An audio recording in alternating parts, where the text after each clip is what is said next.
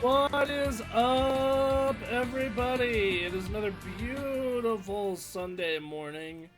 You're listening to the Super Gamecast. I'm your host, Bronson Fiore, joined by the always awesome Aaron Reynolds. Yo, what up? And our mod mommy wielder of the band Hammer, Emily Hulslander. Oh, what's up, my nerds? And then we got Lucy. And What's Lucy's here. Slytherin? Man. Oh, All right. Oh, this is. As long as we're an doing interesting branding, thing. hey, fit confirmed, go buy our shirts. Yeah. Yeah, go buy our Good shit. job. Way to go. Go buy our fucking shit. How's everyone doing? Good. I had a good Oh. Christmas holiday. It was a nice week off. We were without internet for a good day and a half. That's fun. No, what happened? No idea. They said so every time I checked and bitched about it on Twitter, they were like, it's something to do with fiber cable in the area. And then when I pressed further, they're like, routine maintenance. And I'm like, routine maintenance happens randomly at 12 at night and lasts 38 hours? Yep. So, Right? Hey, 'cause that's Yeah. probably movies. Why are we... That shit makes sense. Okay, Yeah. knowing the other details of the story, why are they covering? It seems like a weird coincidence otherwise. fair. I'm just... Whatever. All right. Yeah, so It is my a mass plot against the Republic. It sure is. my best guess at what happened was I think a drunk driver like hit a pole or something. That's my guess, is like, or a substation, because my car got like sideswiped while parked, and What? yeah, I told the Marvel Rivals group. Yeah, you told the Marvel Rivals group. Yeah, and like I'm like, this had to be a drunk driver. It had to be. You know, which yeah, no, that makes sense. The front of that house is a my neighbor's fence has been driven through by a drunk driver. My fence has been driven through. Yeah, so no, this makes sense. Yep. This makes sense. Some drunk driver probably sideswiped it and then drove off and then hit like a pole or a substation. Because Joe, who lives around the corner from me, also lost internet during this process. Yeah, Very good. it was a whole, like, it was like a contained block. Like, it was this, you know, so I don't know what caused it. Apparently Joe's internet went out again shortly after it came back on. Oh my Right. god. So I don't know what's going on in his. I've been fine since they fixed it, which thank God. Yeah. Right. So, yeah. Weird. Yeah, thankfully it did not ruin my vacation, my staycation too much, because, hey, I played a whole bunch of video games still. I found out a way to get into Steam when you're completely locked out of the internet. Okay. And then, hey, these things called discs exist, and you can play games on them without the internet. They're That seems cool. weird. I don't know. They're cool like that. Going back to my point, these will never abandon you when the internet goes out. It's the only physical game I have right by me right now. Yep. So, good afternoon, Soul cool. Chaos King, by the way. Hey. Yeah. No, so that, you know, played a bunch of games, hung out, watched movies with my girlfriend. You know. So yeah. It's a good Cool. time. Yeah. All right. So, you know, I got a bunch of games for Christmas. Gave a bunch of games for Christmas. That as well. Yes. Yes, you did. I as Bronson, always, aka Santa. Game Santa came around again. As always. Game Santa always brings games. And speaking of which, Aaron, thank you for that Power Rangers game. That was absolutely awesome. Yes. Not a problem. I I got to get that for myself at some point here. Yeah, we can do 2-player co-op. Go through it. Yeah. Anytime. That'd be good. Lucy, I'm not sure if you're a Power Rangers fan, but feel free to join us. I am a heavy fan of Tommy Oliver, Well, you have the to greatest unlock. Well- Ranger of all time. You have to unlock him, but Unfortunately, yeah. so we'll have to Well, do 2 playthroughs. Do it. So all right. All right, Yeah. cool.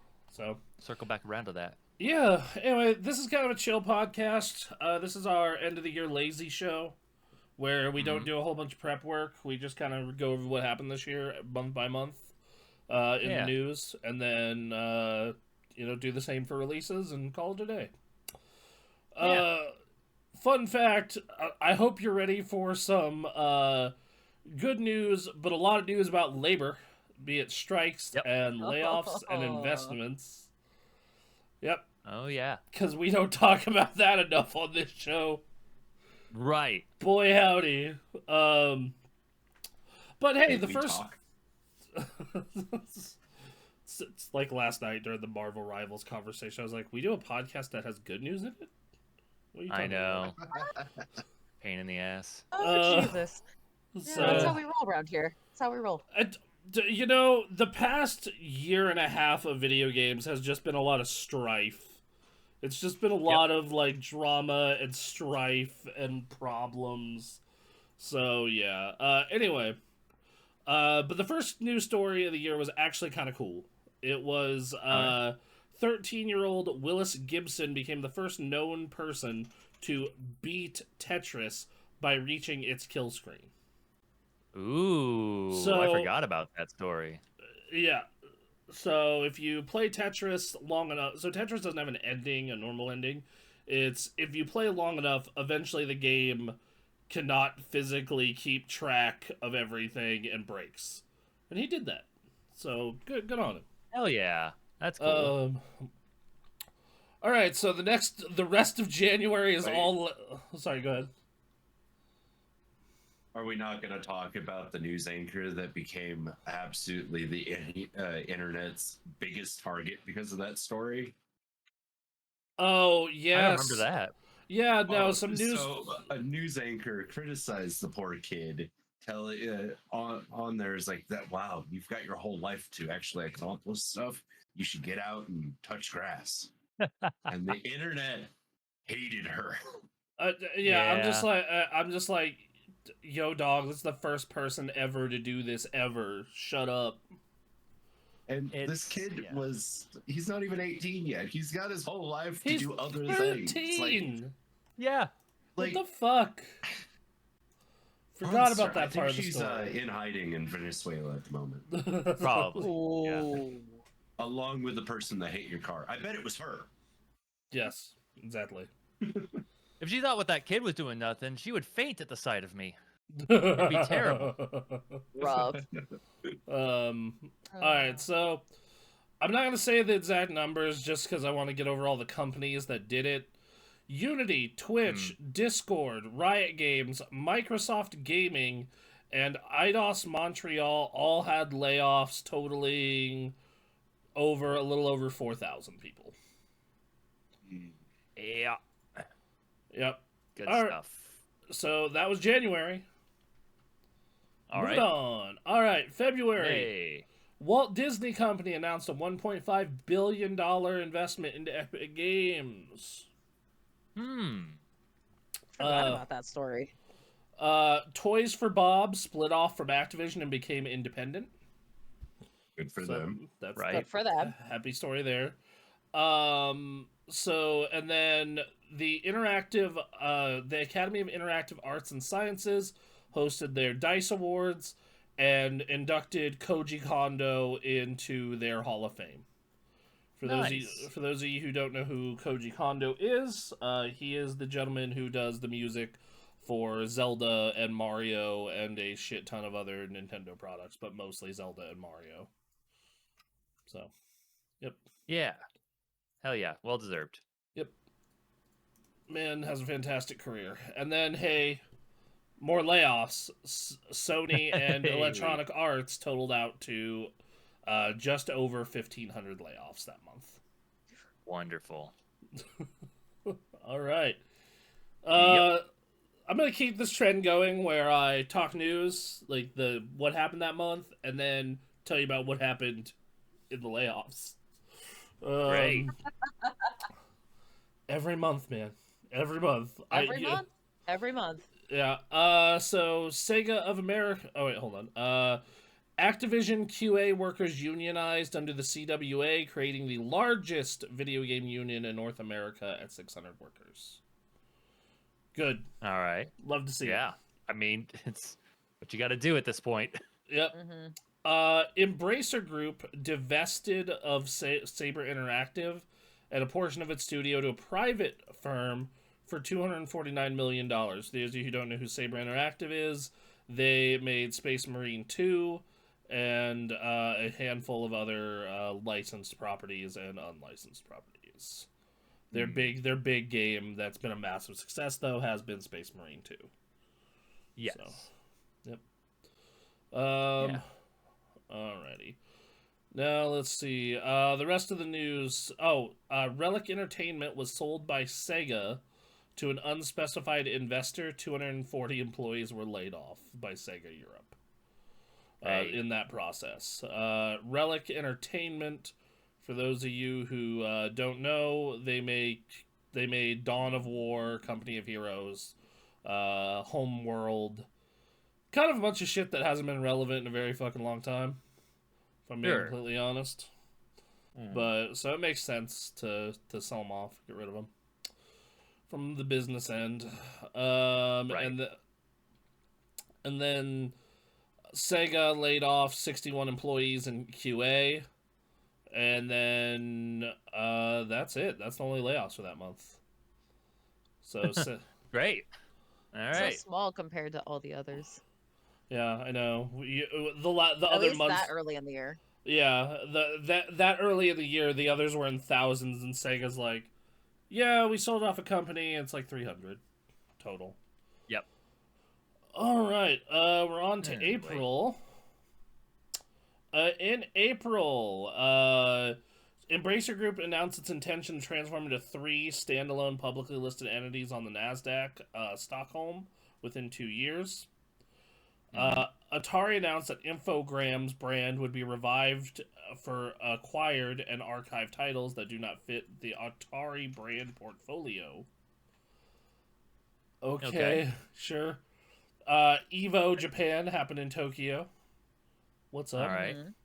All right. And then Take-Two Interactive planned to announce plans to reduce its workforce by 5% by December. So announcing layoffs in advance, I guess. Right, And then Nintendo discontinued the online services for 3DS and Wii U. That's right. Yeah, about time, fortunately. Yep. As for May, only 2 news stories. Atari acquired the Intellivision brand and games catalog. And then Microsoft Gaming closed 5 studios.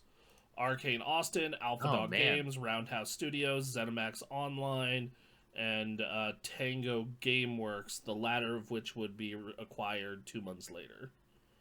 So, that's right, yeah. Thankfully, someone saved the Hi-Fi Rush people.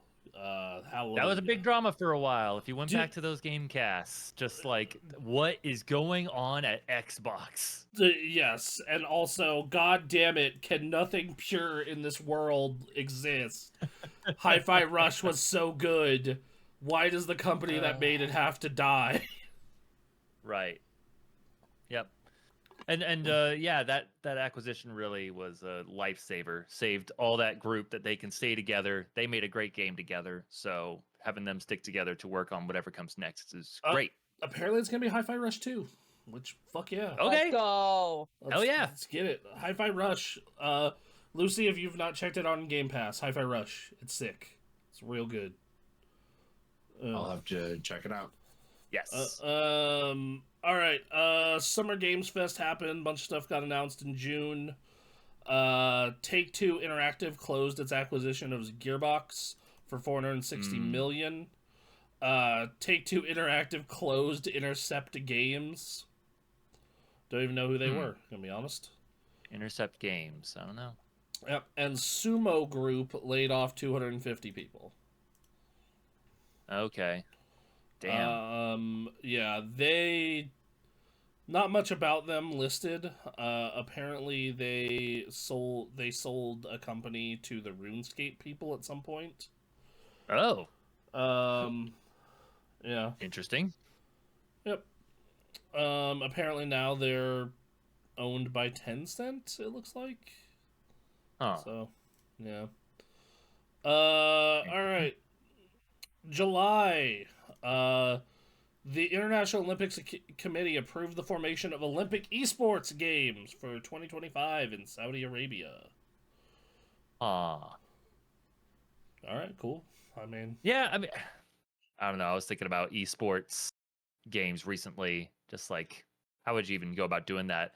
How do you regulate that? Like, it would have to be either you have to make brand new video games that will be like, all encompassing of a certain genre that is the category, or you have to switch out the official game each and every Olympics. I think you just have to pick long-standing games that like haven't really fallen off at all. So you like Dota 2 or League, Counter-Strike. Those are kind of the two that come to mind. You put like Third Strike in there. Yeah, fuck yeah. Yeah. Like, I'm just trying to think of like, okay, Street Fighter long standing. Like, there are people playing Turbo, but come on. Yeah, dude, you put Third Strike in there. I You think saw Third Strike you is saw the Third long-standing Strike at one. Evo this year. I did. It was so sick. Look, I'm all for Evo or Third Strike. It's just I'm just trying to think of like what's the long standing, because a lot of people are playing 6, and maybe 6 becomes a new long standing as time goes on. I don't know. 4 was really popular, and then like that kind of faded away. 4 still There are is people that still play popular. it, Like It there's still yeah. is, but like nothing's like Third Strike, you know? Yeah, because Third Strike has like very weird design principles that yes. are very like. There's a reason why it's also the one that didn't get like break into the casual market. Right. Well, so I'm sitting here thinking like, all right, for fighting games, it's Street Fighter, Third Strike, and then like MBC2. Oh man, I can't wait to watch Justin Wong win at the Olympics every fucking. I know, 4 right? years. Yeah. Dude, that's gonna be Yeah. bonkers. I just think you got to have at least one fighting game. Oh, I do. Like if you want to talk about like yeah, so the Rizzler can win. the Yes, Wazler, exactly. the Wazler. Bosler, that's it. Yeah. I don't know. There's some stuff that could be done. I wonder what they'll end up doing. That'll be an interesting story as that develops. I mean, my fighting game Olympics is always going to be Evo. That's. The I mean, real one. sure. Yes, I for mean, fighting without games question, in general. Evo is the Olympics and the fighting game community. But like, for the Olympics. I think that if you were to have to do fighting game reps, you'd have to do a 3D and a 2D. And personally, Mhm. I would do like Third Strike and then like Tekken 5. Interesting. Like All right. those are the two that, or if you want to get real fucking sweaty about it, then I would say, then I would go ahead and say, Virtua Fighter 5. That'd be the one that I would look into. All right. Apparently, in 2023, they had like a test event, and the games they did were Tic Tac Bow, WBCS baseball, chess. Okay. Like virtual chess on chess.com. What? Z That's Swift. just chess. Just Dance. What? Yeah. Gran Turismo. Okay. Nope. I don't want to hear any of this. This is a garbage thing. I don't what. All right. Gran Turismo 7.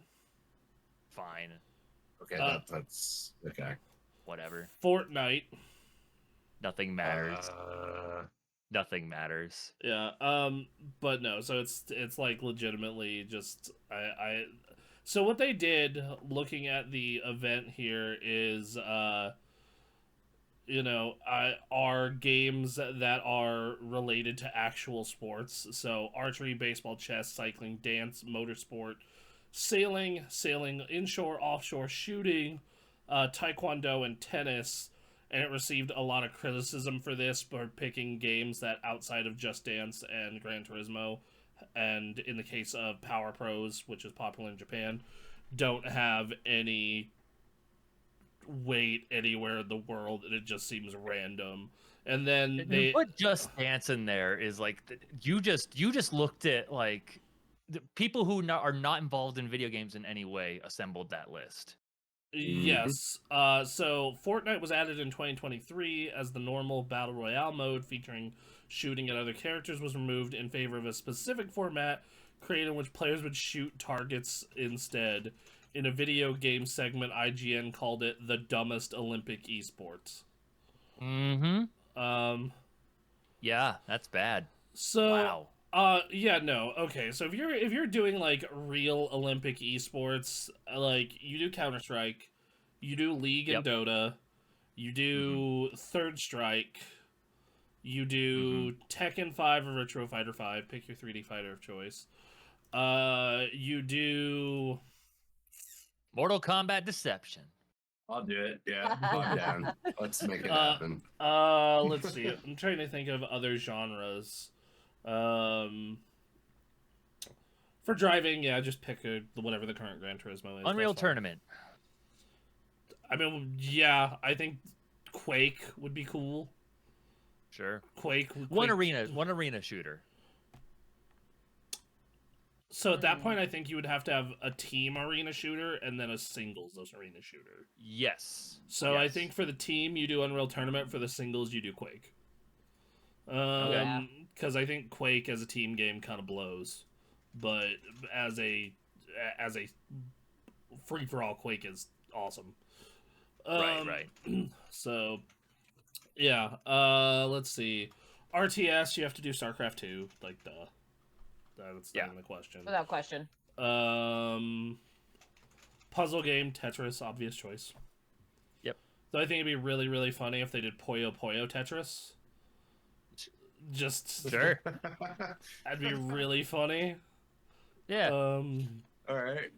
I mean, Um, I'm here for it. Let's do it. Just every couple of rounds, swap. I'm in the middle of Gotta keep them on their toes. yeah. I'm in the middle of playing the remake, the Tony Hawk Pro Skater 1 and 2. Imagine Olympic Tony Hawk Pro Skater. 2 minutes. That High sure. score. Yeah, I think that'd be insane. Yo, I I'm see try- where you're going with this. Be fun. see you. Be I'm fun. trying to think of Alright, other alright. like game genres that were big in a competitive space. John White snowboarding. John White What was that game on Tech TV, Bronson? That not a game, the show that was about competition. Arena, and then Oh, like Literally called Arena. Arena. Yeah. yeah, and then you. I would just like to say the Olympics for video games already exists. By the way, it's called the World Cyber Games. It's been around since like the year 2000. Well, it's not very well known. And they swap out games every couple of years. Last year was Crossfire, Valorant, Street Fighter 6, Tekken 8, and Mobile Legends Bang Bang. Oh yeah. So Yeah. I don't know. I think you gotta I understand wanting to have some current games for those events, but I'm thinking if you're creating a proper Olympics, you gotta pick games that stand the test of time, and that's just your game, you know? yeah, that's Dota, League, Counter-Strike. Yep. You know, those are the obvious picks. Obvious. Yeah. Anyway, other news in July.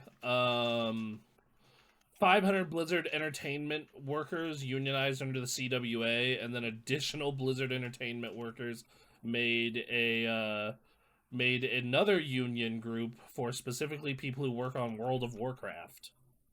Oh, nice. And that is now the largest game union in the game industry. SAG-AFTRA voice actors strike over failure to reach agreement over the use of AI acting in video games.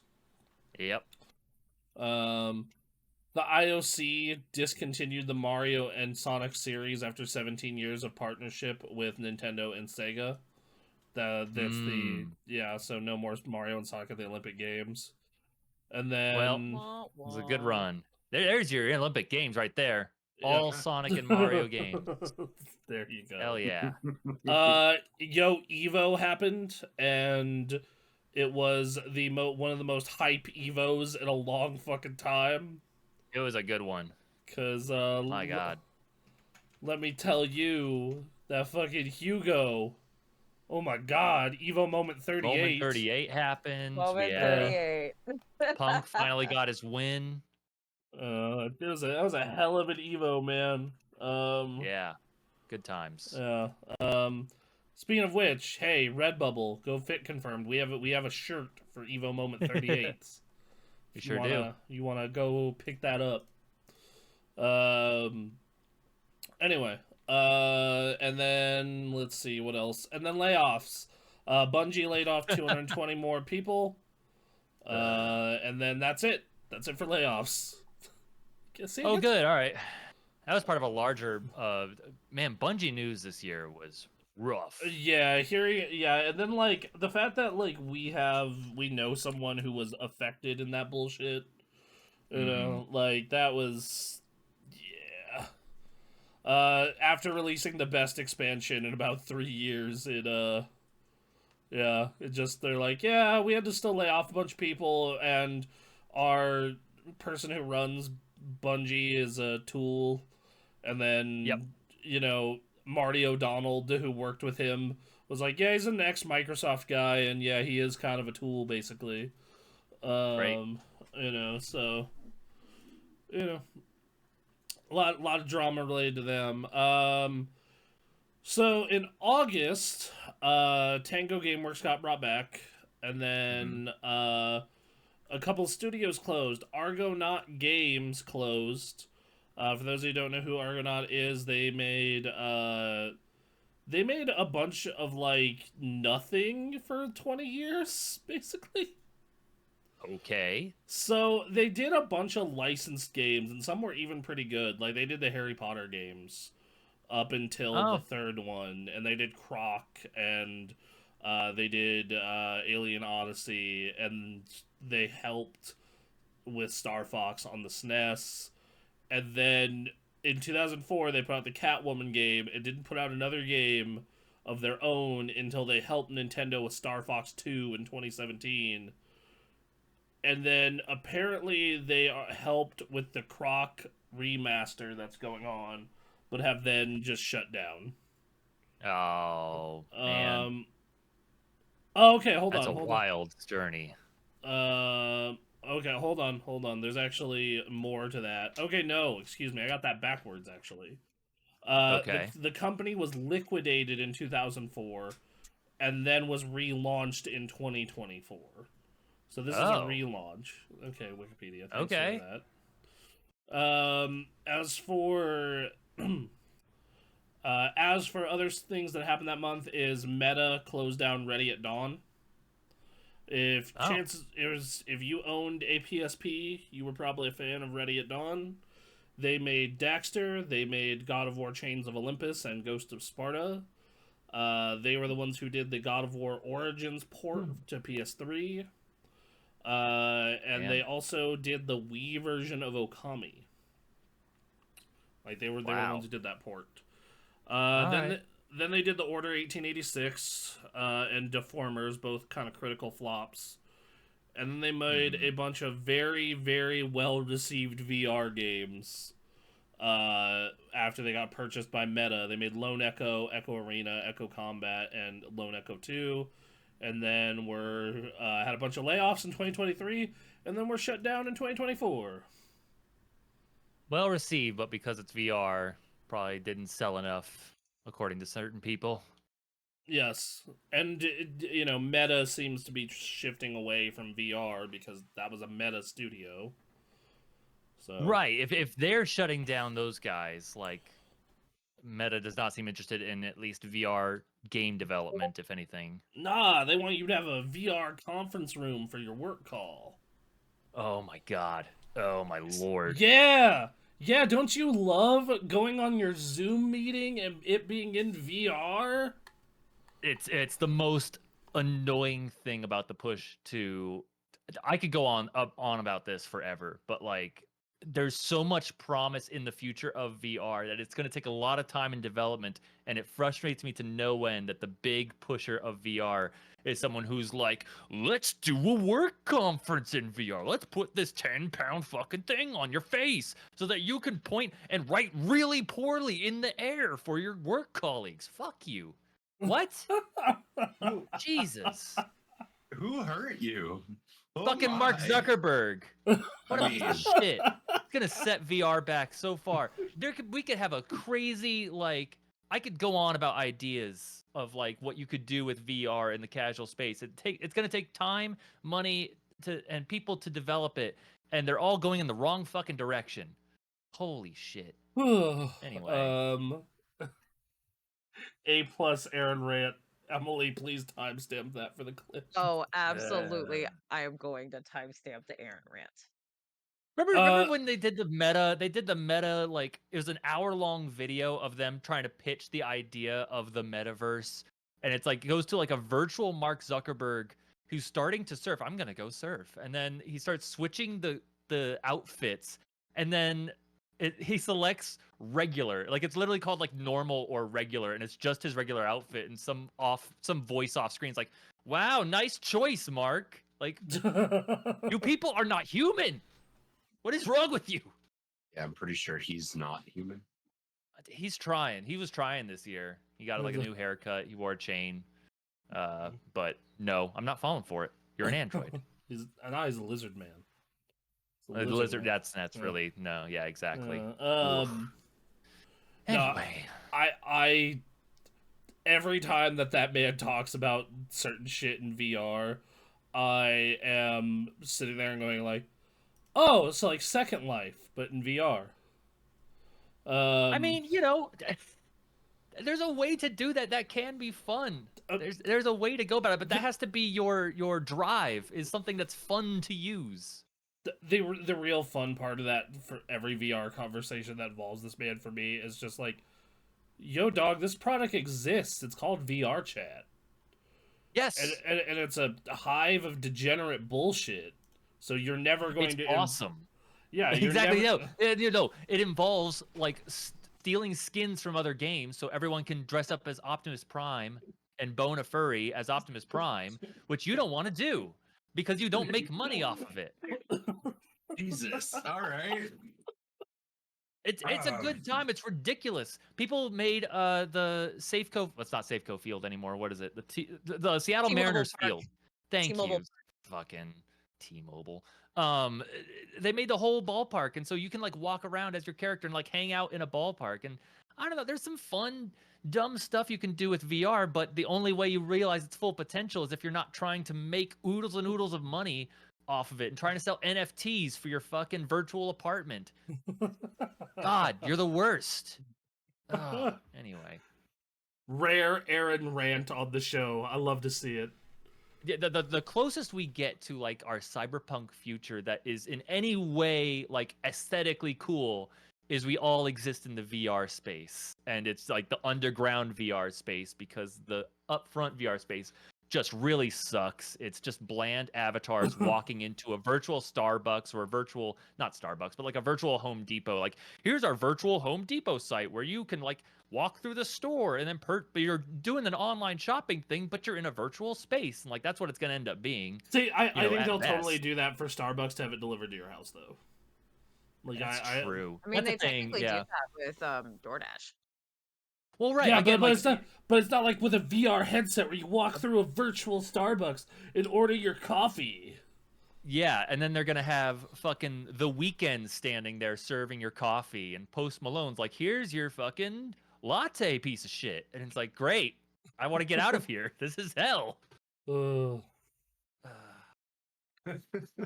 right. Anyway, are we done with the rant? So I got a VR game for Christmas. I can't wait to boot it all up again. Ooh, which one? Which one? Ruins Magus. It is a JRPG VR game, and it's the most That it's the sounds most sick. complete I've seen of a video game, other than obviously Valve and like the big Arizona Sunshine and things like that. Someone like really went out and made a JRPG sort of thing. So I'm looking forward to it. I got a VR game for Christmas last year. Fun fact. Yeah. I What'd got you get? Pistol Whip. Hell yeah, Pistol Whip. Pistol Whip's Oh, I fucking love great. Pistol Whip. It's a really good one. I want to get it on the PlayStation. I'm looking to get the Stride single player game. At first release, there was some controversy about it being included with multiplayer, and then it wasn't. And then they were using AI voices, so everyone boycotted it. And then they went back on the AI voices apparently. So I'm gonna check that out because Stride's a fantastic game for VR. Anyway, yeah, I love Walkabout Golf. that's great. That's great with friends. So Oh, absolutely. last news story for the month of August was Game Informer was closed after 33 years. This was a bummer. Heartbreaking. Like, three- Jesus Christ. 368 issues. And the shitty part by GameStop that everyone dogpiled them for, and well deserved, was the website was taken down. In August, Website's taking down all those articles, all that work, gone. Yep.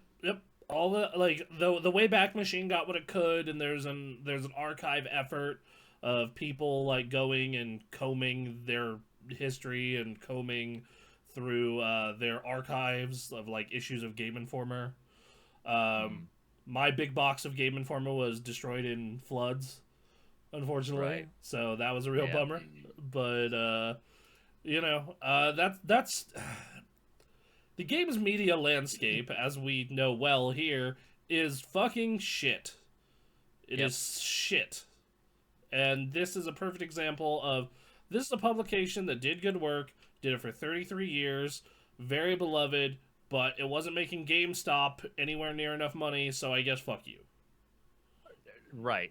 And then like the Game Informer offices, like everyone got kicked out of that, and then all their stuff just got put into random like GameStops, I guess. Yep. And it's like great, cool, fucking awesome, everyone. Apparently, during the close down, some editors and the EIC snuck out with some of the stuff. Okay, all right. So, like I remember, good. Yeah, Dan Reichert apparently talked about that. So Nice. he is Game Informer alum actually. Yes. So, yes, he is. Such a bummer.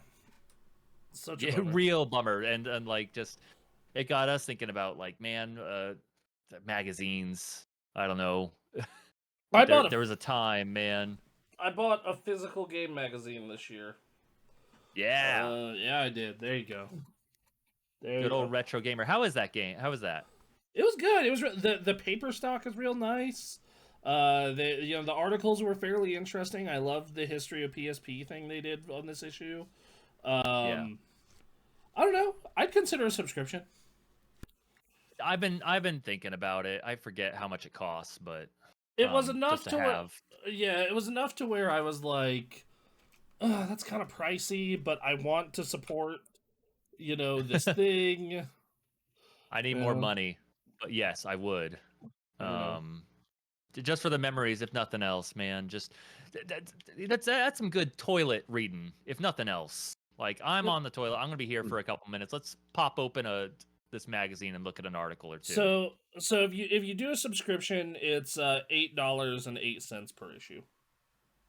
Okay. And it's billed quarterly. Okay. Billed quarterly. All right. So 26. Thinking about it. Per quarter. Yeah, I am too. Apparently their newest issue is one on the DS, and the history of the DS. So. All right. Yeah. I love some more early 2000s. Late 90s, early 2000s is my window. Get more stuff on that. They got one that they did recently on Tekken, just all about Tekken. Cool. And then in that same issue, 20 years of World of Warcraft. They got the making of Sonic Generations. Nice. The evolution of Ridge Racer is one that's recent. Wow. This one's way before. Ridge Racer. Sorry.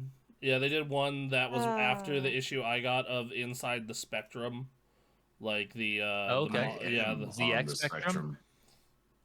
yes, the Z Spectrum, not the Or Z Spectrum. Okay. yeah, Oh. not the other one. And also in that same issue, History of EverQuest. Oh, hey, that's all right. Yeah, there you go. So yeah, these are really goddamn cool. Like I Yeah. if you are interested in the history of video games and old video games, I highly recommend Retro Gamer. They have been from the few issues I have picked up over the years, well worth your money. And Yeah. this is something I brought up with Aaron. I think content creation like ours and games media in general is going to survive through payment. It is going to it like you look at all the channels that are successful still in terms of like doing honest game coverage and not like chasing the content creation dragon, and just actually Mhm. covering games in an honest manner, like Jeff, Last Stand Media, Nextlander. They're all Yep. surviving because Patreon. That's it. That's the only way now. That's the, Unfortunately. if you want quality games coverage, you have to pay for it. Yep. That's the answer at the end Directly. That's just Yep. it. of the day. Or you can listen to us until we eventually have to put up a paywall, everybody. So, Eventually. yeah. I can't do paywalls, man. We got to find other ways. Well, our answer is we're I'll gonna get have to lost. put we're gonna have to put some content behind the paywall. Sure. Uh, Yeah. The podcast will always be free. Always. Always and But forever. Just do a scandally made calendar every year. Yeah. Mm-hmm. just 12 pages of Lucy in different half-naked cosplays. Look, man. Whatever it takes. I'll do it. I'll do it for the. I was gonna say I'll do I it have for a the response to that, but podcast. I'm not gonna share it here. Her response is, "Shut up and Oh, take my man. money." Well, that, but also possibly you want to maybe collab. Yeah, There you yeah. go. A couple of We could do- cosplayers do a calendar. Yeah. We could Come do. on. We could definitely do a collab. Do you got green screen? We could just make it look like we're in the same room. But no, like I think Okay, let's that go. I think the model of making some content free, like a podcast and some other stuff, and then putting some stuff like using Jeff's Patreon as an example, like Game Boys to Men behind the paywall, like Yeah. it makes sense. It It's but yeah, that's shitty. The 33 years of video game history and coverage disappeared into the Wayback Machine. Yep. All right, Awful. so September didn't really have news besides Nintendo filed a patent infringement lawsuit on Palworld. Right, I remember that. It's still fucking going. Apparently, they now have exclusive rights to use spears to use in games that release Pocket Monsters. So they had to take out the apparatus that they had in their game. Yeah. Because no game can use that now, and they're starting to push ahead with claiming that using mounts is their trademark. What? Oh, they'll never get is that going one to by. be fucking hilarious. Hold on. I want specifics on that one because, okay, the spheres thing, whatever. Because you can patent different game mechanics. Like for example, Right, and they're trying to Yeah. patent the mount thing. yeah, that'll that you- never fucking happen. Like No. unless I'd say that won't fly. Not Yeah. the slightest. That won't fly. See, you asked me why I hate Nintendo. They don't make anything innovative as far as what are you? Wait, next gen no. stuff. But No, they're no, just no, evil no. with their lawyers. No, you are out of your mind if you are saying Nintendo isn't innovative. Are you saying Breath of the Wild was not an innovative game? Breath of the Wild I and feel Tears of the like Kingdom. there are so many other open world That's games that are better. like. Go on. Until Dawn, Until The Dawn. Witcher. Wait, Until Dawn is a horror game. Oh, right. Sorry. I meant Horizon. Zero Yeah, Dawn. yeah. Zelda was never that exciting to me. Hold on though. But like, voiceless. It's just the difference with Breath of the Wild compared to The Witcher or Horizon is like you can literally go anywhere and fucking craft and make anything, and everything reacts in real time to shit. Like in The Witcher, if I run into a goblin camp in the rain, I can't stealthily sneak up to it, put a bunch of metal around the camp, and watch the lightning fry the area, for example. Like there's a bunch of mechanical shit in Breath of the Wild that is wildly innovative. You know, like that's why it got all that praise that it got, and like Tears of the Kingdom took it even further with its like, yo dog, you can build anything you want, basically. It was wild for a few years there, just finding people who were coming up with insane uses for the mechanics in that one game alone. And developers, Oh, specifically yeah. with Tears of the Kingdom, were like blown away at what was happening. Yeah, you know, I get it. I think Nintendo has a lot of personally shitty am ass just not business impressed by 'em. practices. you know. And it's mainly their business practices. That make it Absolutely. Yeah, if you want to say Nintendo's business practices are fucking aggressively fucking over the line, yeah, totally, I agree. But if you want to say Nintendo But as is, far as their hardware, I'm not impressed. Their hardware's not that impressive. well, it's not meant to. The console if an itself is not ally impressive. It's what they can do with outpower it. Yeah, the hardware isn't impressive itself, but it's what they do with it. Like, if you tell any other developer to make like, everyone was talking about last year, like, how the fuck did they get Tears of the Kingdom to work this way on a Switch? But they can't get Wolfenstein to look clean.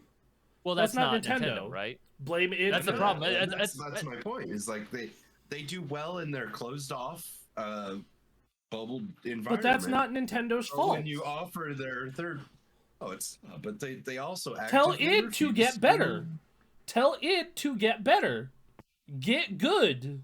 I mean, I don't It know. I think there's an should. argument to be Good. said that like there's something about the Nintendo, I don't know, that Nintendo environment is difficult for a lot of developers to work with, and I don't think Yeah, it's a big ask to say like, hey, can you make this easier for other developers? But of the things that Nintendo are bad about, I think that's hardly Ugh. their worst. I I also think their NES controller was the greatest controller they've ever made. that's Ooh, that's the NES controller. The I don't know about NES. that. What, like the square It one? actually was a controller. Yeah. The square. Then What- they what are- went with the N64. Then they went with the GameCube. GameCube And feels then- great. Come on. I'm sorry. Don't I'm knock the just GameCube I'm controller, motherfucker. biased because I have large hands and I hate the Switch. I hate Yeah, being well, yeah, the forced Switch- to the Switch use is bad. this damn The thing. Switch control, but also Why do we have the- pro controllers? That's one. That's why the Pro Which, controller by the way, exists. I love my Kirby controller. I Yeah. just wish I could use it on the PC. Yeah. But like, But- here's the thing with Nintendo, like everyone's talking about like, oh, the Switch can't run it. Yeah, dude, the Switch is 7 years old and it's a portable. It's 7 years old, like, and it's a fucking portable device. Like, yeah, of course it's not gonna run the latest and greatest at super high FPS and visual fidelity because. Yeah, but Wolfenstein's actually the new Colossus is, I believe, older than the Switch. No, it's not. Yeah, the new Colossus came out a little bit after the Switch, but even then, though, it's like that was a PS4 game that they crammed onto a handheld.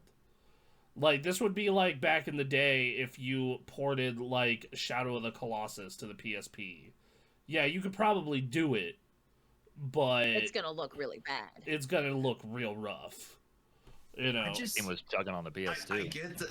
I get that everyone like. I get that you guys love it, but I don't see anything worth anything, and not to mention their store is just, it doesn't have anything interesting. there I was like Zelda back when it was on the NES, but it's never changed really. It's the same gameplay, just prettier and a little bit more mechanics. I mean, Breath of the Even Wild Mario's absolutely never changed really how Zelda changed. Well, hold on. works. This is This is gonna be some hot fucking takes. Jesus Christ. That's what makes this fun. I love Yeah. this. But look, when it comes to Nintendo's business practices, I totally get it. When it comes to the hardware, it's Awful. like, yeah. When it comes to the hardware, I understand to the extent of like, well, yes, but it's also a portable console, like that just happen to be able to plug into a TV. You know, this is like when the PSP could plug into a TV. I wasn't expecting the PSP to be able to do full PS3 games now that it can plug into a TV. You know, Right. like I was expecting just to be able to play those games on the TV. And then as for Nintendo's games themselves, the games they make, they're absolutely best in class. They are like in every genre they touch. They are best in class. Like, dude, there is not an open world game that's gonna touch Tears of the Kingdom for at least 5 years. Like, all the shit you could do in that game. Like, it was wild. You know? Can't get behind it. I mean, it's like... Have you I don't played mean Tears this of the in a bad Kingdom? way. I have, yes. I played it for 15 minutes, and I 15 hated minutes? it. That's It was barely too the slow. opening. It What? was too slow for me. But you Like, played the mechanics were Horizon? too slow. Horizon has like a Horizon. 4-hour tutorial. What are you talking about? I don't like the mechanics. At least you can sprint, and it feels like you're sprinting. You can sprint in Tears of the Kingdom. Also, I cannot stand his grunting every Oh my God. time he does something. Oh This my is God. I'm sorry. I don't mean this in a bad way, but it's just like fanboying about Master Chief being the greatest fucking Microsoft character. He's not. Doom Guy can whoop his ass hands down. I mean, Doom Guy is not a Microsoft character until very recently, No, and like even that's- then, yeah. Like, as far as like character lore, Doom Guy is probably the most powerful. most powerful, God. sure, but most Of- compelling, I think, is Chief between the two. Yeah, like I think that it. But which generation? When Chief was actually good, or after Bungie stopped doing them after 3? I mean, like I he's the think same I think Master character. Chief the character has been pretty consistent. I haven't played Halo 5, but But like, yeah, like the Multiplayer's character, you know.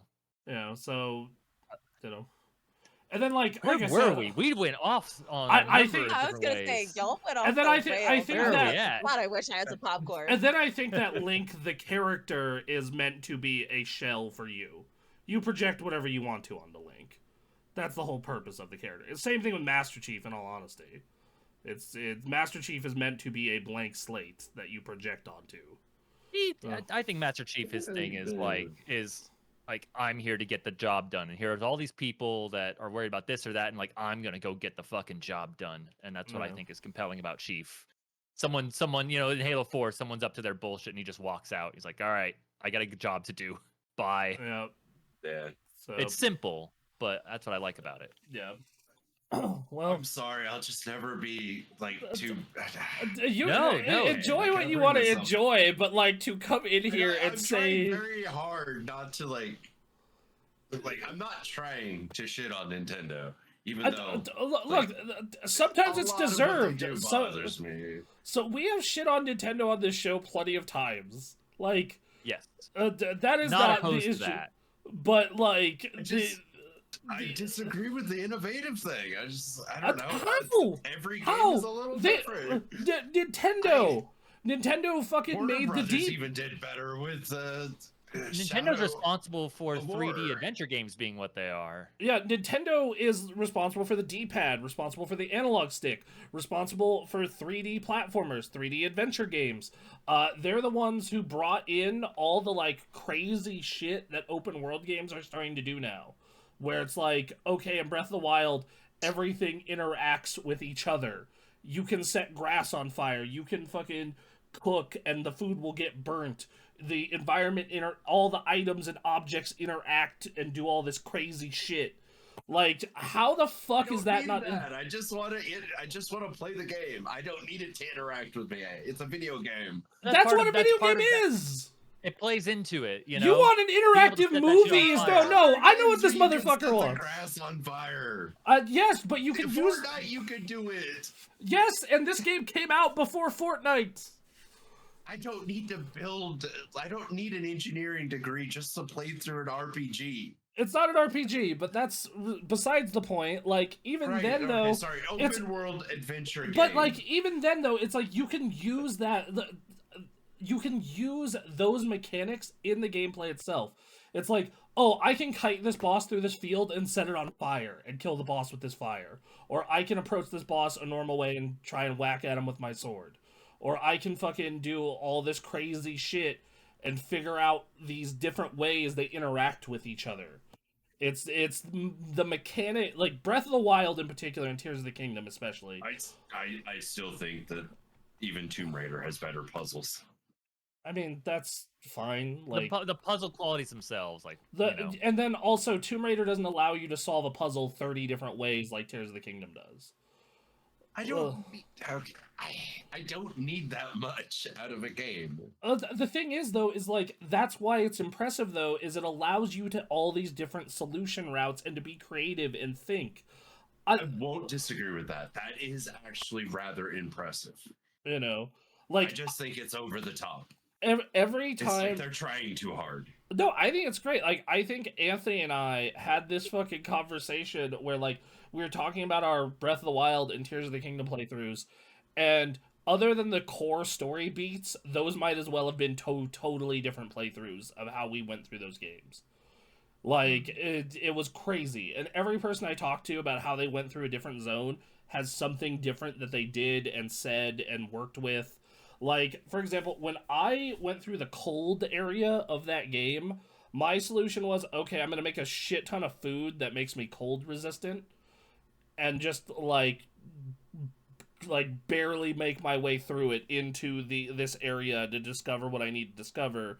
Versus Anthony's just like, I found this thing where I can go buy cold weather clothing. You just have to go explore this area. And I'm like, whoa, okay, that would have made my life way easier.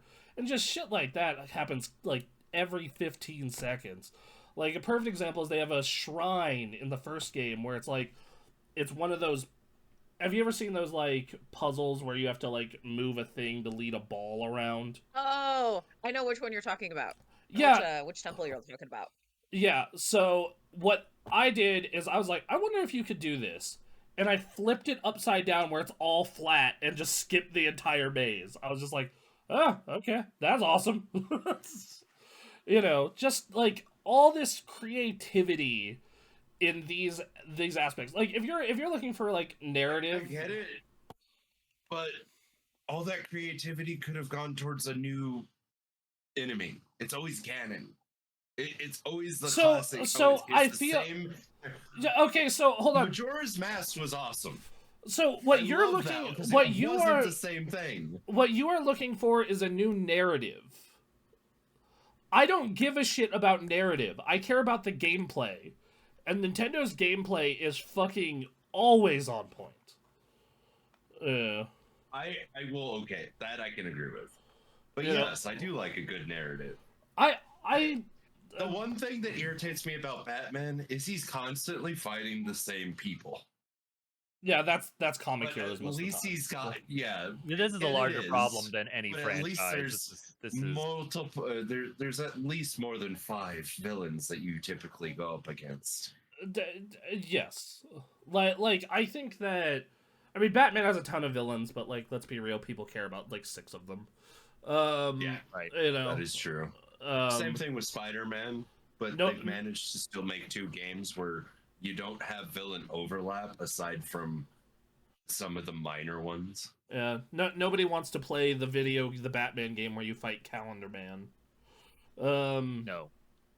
No, Well, the interaction you get with him in like Arkham City is kind of cool. the interactions, yes, but fighting I him, don't- I feel like I don't would want to be play just as fighting the Shocker. Yeah, exactly. No, I think if you want to make the point that Nintendo like runs the same narrative every generation, it's like, with the exception of a handful of games, Majora's Mask, Tears of the Kingdom, yeah, they do mostly, like for the most part, yeah. But that's not what I come to Nintendo games for. It's And that's completely fair. yeah, like I know when I boot up the Mario game, 9 times out of 10 it's save the princess, and if it's not save the princess, it's here's this LSD induced trip, go have fun. The only Nintendo game I've ever come to narrative to is like sort of Metroid, and like the rest of the time it's, I'm there for the gameplay. Like I knew what Breath of the Wild was when I booted up. It's like, go save the princess. How you want to do it, that's your choice, but go save the princess. Yeah. And that's yeah, and if you're like, I don't like Nintendo because I like narrative based games, then like, yeah, that makes sense. That totally makes sense. But like, it's probably like the autistic ADHD that I have. It's just the repetition bothers me so much that like even some of my games that I absolutely adore, like I'll play through the same game repeatedly, but I know it's the same game. But if I'm playing like a sequel or a prequel and it's the same damn story, essentially. But so like, I don't like certain movies. Well, like now this goes to like, okay, what about like Assassin's Creed? Because that's been Templars versus Always a different time period. Oh, is there? Yeah, Okay. I literally love Assassin's Creed because it's a different piece of history every single game. Yeah, it's the same villains. Like the same thing with Batman. It's always the same villains. It's always the same, like, but they're in different situations, different time period, different. I mean, plots. I think you could make that argument about Zelda. Like, it's different parts of the timeline and different things are happening in the world. Like Wind Waker, the world has been flooded. Skyward Sword, it's all up in the sky. Breath of the Wild and Tears of the Kingdom are like post-apocalyptic Zelda. Like true, but like 80% of it, it's because of Ganon. Yeah, but I mean, Assassin's Creed, 90% of it is the Templars. Right, but it's also not the same Templar. Okay. Like specifically the same. That's the issue. It's a reincarnation. Villain. Yeah, because the way the narrative in that works is like every 100 years they get reincarnated. So it's they are the same. They are not the same, but they are the same. Right. So yeah, that okay, that makes sense. No, it's probably another reason I'm not like big into Sonic games. I mean, like it's the same shit over and over. I'm not big. You're gonna run into a lot of problems with a lot of franchises. I'm not a fan of Sonic because most of the games have been bad for a long time. I will beat Robotnik into the ground over and over again if the games keep being good, which like I have always been a mechanics person first. What is the gameplay? What is the mechanics? That has always been my methodology. How does the game feel? So like, Nintendo for me is like always on the money because that shit is what they always focus on. It's a big part of why I actually got really tired of a lot of what Sony has been doing recently, where it's like, and especially tired of fucking Ubisoft, where it's like, yo, dog. Sony needs to stop playing it safe. They really need to stop playing it safe, because I agree. It's the same, like, even some of their sequels lately, yeah, they're good, and I haven't played the new Horizon, but, like, it looks pretty. I can tell you what it is, because I played through it.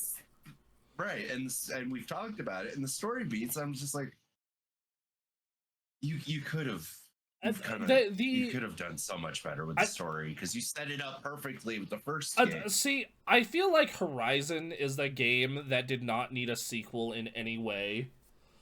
I feel like Horizon, like, that ending, like, that whole game was really interesting narratively because of, like, the mystery. And then the mystery fell apart. Like, the mystery doesn't fall apart. You figure it out, and you're like, that's really cool, and then you save the world, and that should have been it. And then they made a sequel, and I'm like, okay, how do you continue on from that? And they do it in the dumbest way possible, and I'm like, all right, how do you mechanically continue on with that? And their answer was, okay, do you remember the first game? How would you like that, but 1,000,000 times bigger? And I'm like, that sounds horrible. Please, This no. is a horrible decision. You know, like, that's actually, that, like, speaking of things about the newest Zelda that I was just like, okay, I'm a little tired by the time I got to the end of it, is like, you doubled the world size because you added the sky platforms, effectively. Mm. You know, not double, but like at least 50% larger. And I'm like, by the time I got to end of Tears of the Kingdom, even I was just like, whoo, I'm tired.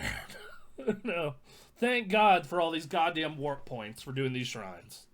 But yeah, And I will absolutely agree with you on that, because that is the issue with a lot of these newer Assassin's Creed. I love the setting, but I get so fucking burnt out of seeing all these side missions, and I'm like, I want to get through it. Stop with the RPG shit, because I don't need to level up just to get through the fucking story. I want to get through the story without doing all this extra repetitive.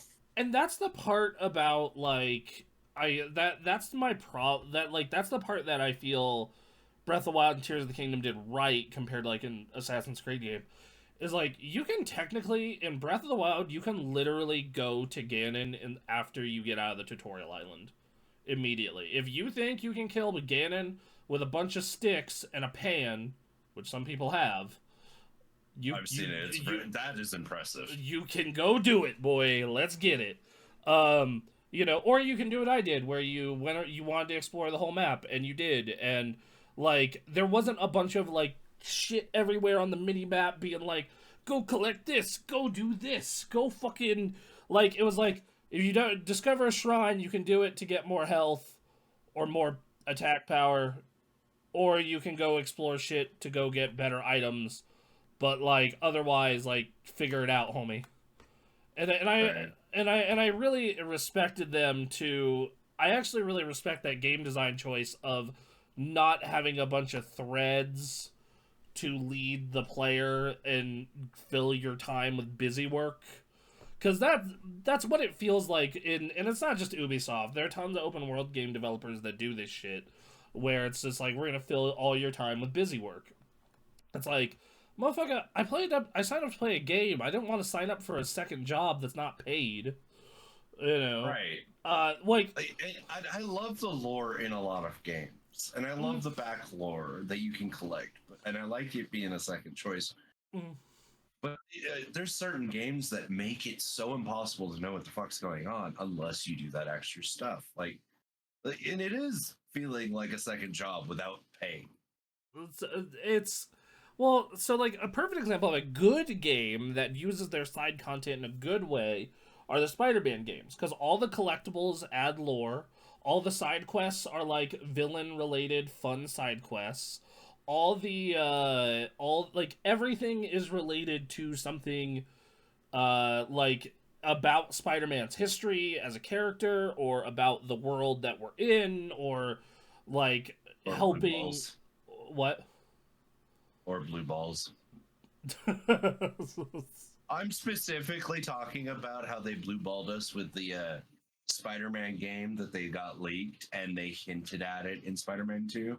Yep. When you collect all the little spiders, and it opens up the scene, and you're like, fucking Spider-Verse shit. Yeah, and then they release, or they tease the multiplayer game. No, that got like, leaked. That got leaked.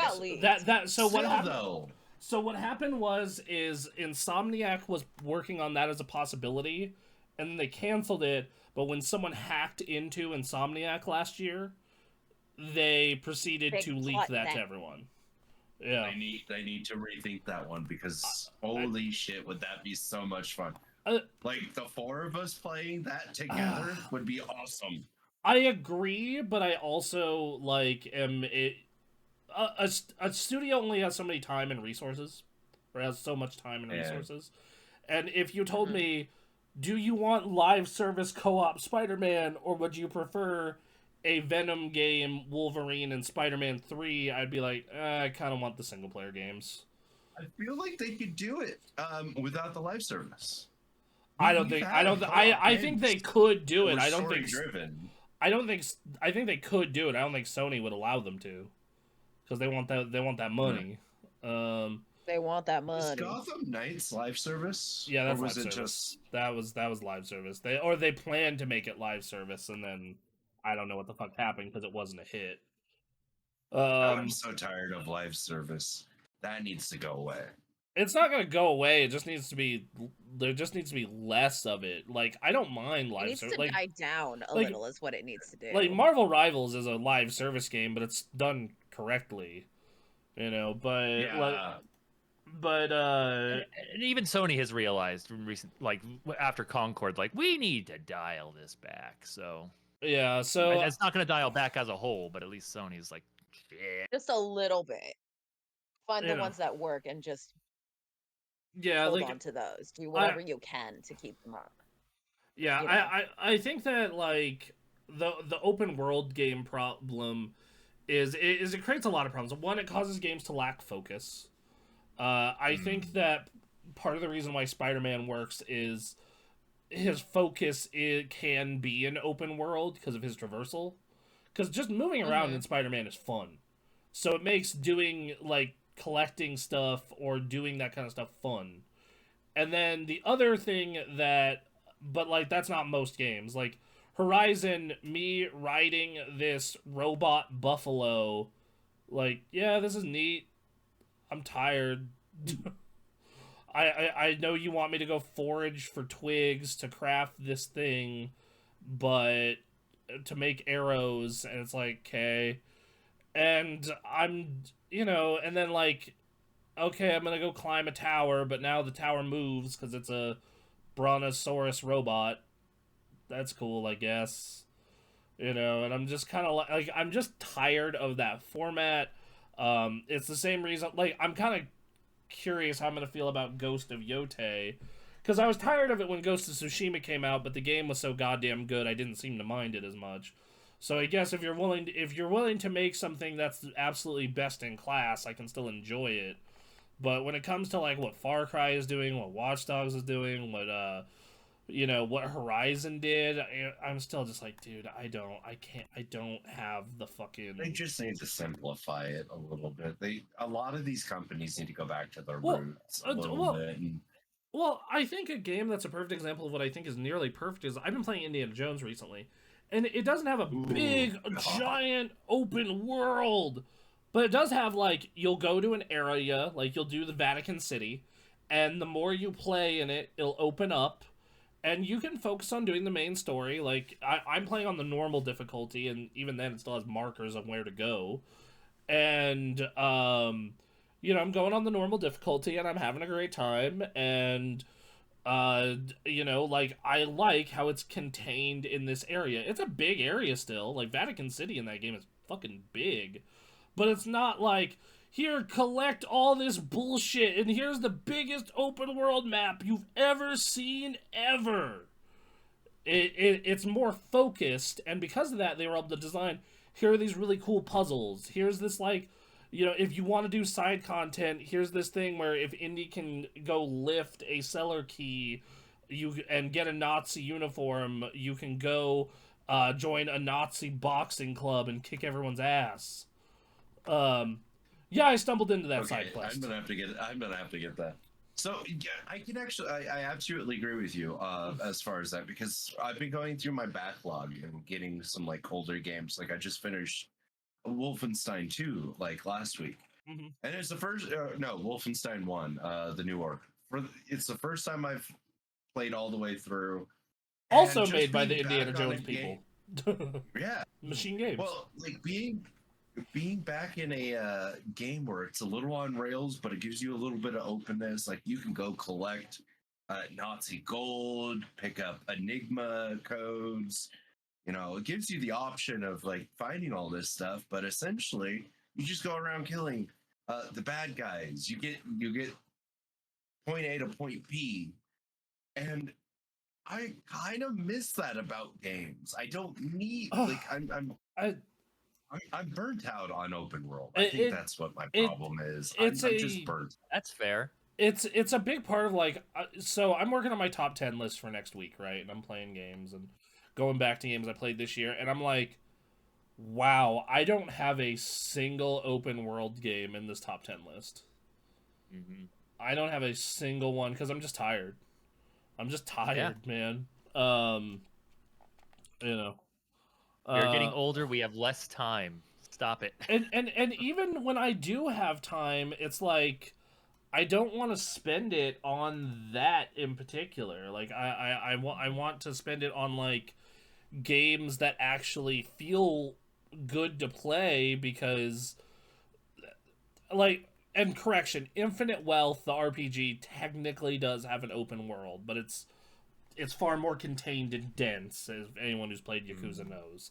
And it isn't filled with busy work. The side quests are actually like honestly full on games and like have depth to them. You know, it's not go collect 100 pigeons. Why? Because fuck you. Right. You know, so like, but like 1 out of 10, and then I looked at like my list as a whole, and I'm like, wow, I have like all the games I played this year. I don't know if I'm doing it subconsciously, but there's like 3 open world games on here total. So it's like, Yeah, yeah, that makes sense. you know, it's like it's just I'm tired of it, and I think about like my favorite games this year: Astrobot, Metaphor ReFantazio, because Metaphor ReFantazio is like 60 hours long, but it's not filled with busy work, and that's what open world games feel like most of the time. Outside of your rare occurrence like Spider-Man, is it feels like busy work, you know. So I think that's why I've been doing a lot of like live service games. Like, for example, like once Rivals came out, it consumed my life.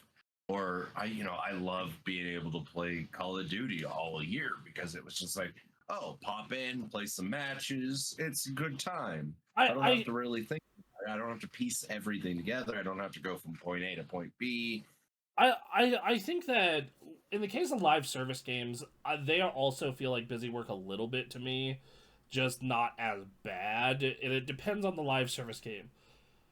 COD, I can completely ignore the live service section and just play a COD game.